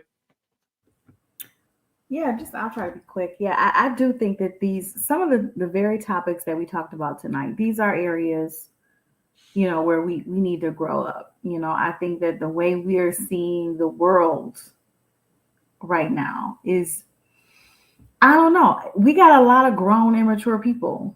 You know what I'm saying? And I might be one of them. You know what I'm saying? Because basic Becky is really an issue for me. And I'm going to pray about it. But, yeah, we got areas of concern. We do. We have some areas in our life, and I mean it. You may not be an immature person, but you really got to look at yourself and say, okay, is this an area where I need growth? I need reform in this area. I really do need to pay attention to it. And I think that the way that we communicate as Black people amongst each other, just shows that we need to grow up. Some of this stuff we get hung up on, some of the issues we have, even with each other and dating, some of this stuff is valid, okay? Some of the gripes from men is valid. Some of the gripes from women, they're valid, right? But then there's some stuff that we just really got to grow up. We got to get over ourselves. We think way too much of ourselves. Way too much, right? And I think that we're just not realistic. I do not know. Somebody tell me, where did Black people get all of this self-importance from? We are, don't get me wrong, we are an amazing people. I really do believe in general, we are an amazing people. I really do think that. But let's just be for real, just for a second. We are still at the bottom of the food chain in this country. Now, should we be there? No. But are we there? Yes. And some of that is because of how we act. Some of it is because of how we carry ourselves, how the decisions we make. To be the largest consumer group, but be at the bottom of the food chain is crazy. That's showing that we're irresponsible as a community. We're irresponsible. That's the area where we need to grow up. Even if we say that these other communities have had help, which a lot of them have, and I get that, but they're just not making the same poor decisions that we're making. They're just not. So I feel like if we really want to see as a community ourselves grow, if we want to see the community get out of the rut that we're in, if we want repair in our communities, we want our children to be able to have more balance and be more well-rounded, then we have to start making those changes. We have to grow up. Some of the stuff we're fighting about and going back and forth about, some of this stuff, we need to just understand, listen, you're like this partially because you ain't never seen anything different. I'm like this because this is all I know. But that doesn't mean that I can't learn something different and you can't learn something different. We need to grow up. Like our stuff stink too. Like I said, I do not know where we think. I don't know when Black people start thinking so much of themselves. I'm sorry, but the stats don't say. Listen, feel however you want to feel. The stats don't say you that. They don't say that. They don't say that. Black women, the stats don't say you that. They don't say that. Black men, we leaders, we this, we that. The stats ain't saying that. Somebody lying. That's I'll land there. Okay, appreciate that right there. Beatboxing. You want to say anything if we get out of here, man? Yeah, I'll also be quick. Yeah, I mean, I think I've stated this a couple of times in when we've ended the live, but yeah, for a community to thrive, you need to have family. So it's really that simple. And until like both parties are willing to have a frank discussion about that and to move forward, like all this, a lot of the discussions that Black folks have is moot. We just have to get to the point where, hey, we want family. How are we going to get there? And that's about it, man. Like, you can't do anything. It's hard to do things by yourself. It's easy to do things when both parties are, of one mind, and then it percolates to everyone else. So that's really what we got to do, and that's just how I feel about that. No, that's facts, man. Definitely facts right there. Appreciate that. Ishi, you still with us? We lose Ishi? I'm still here. No, I'm still here. I've been running back and forth, so I've been kind of missing. No, it's all good. We about to get out of here. You want to say anything before we wrap up tonight? Sis said it all. Coco, she nailed it, so she said it, so I don't have anything. Okay. No, we appreciate it. I appreciate you hopping on with us. I see you definitely got to come back and join us again. No problem. All right, cool. Herschel, man, so you want to say anything before we get out of here, man? Yeah, just piggybacking on the whole emphasis on family and just teaching these values as a community.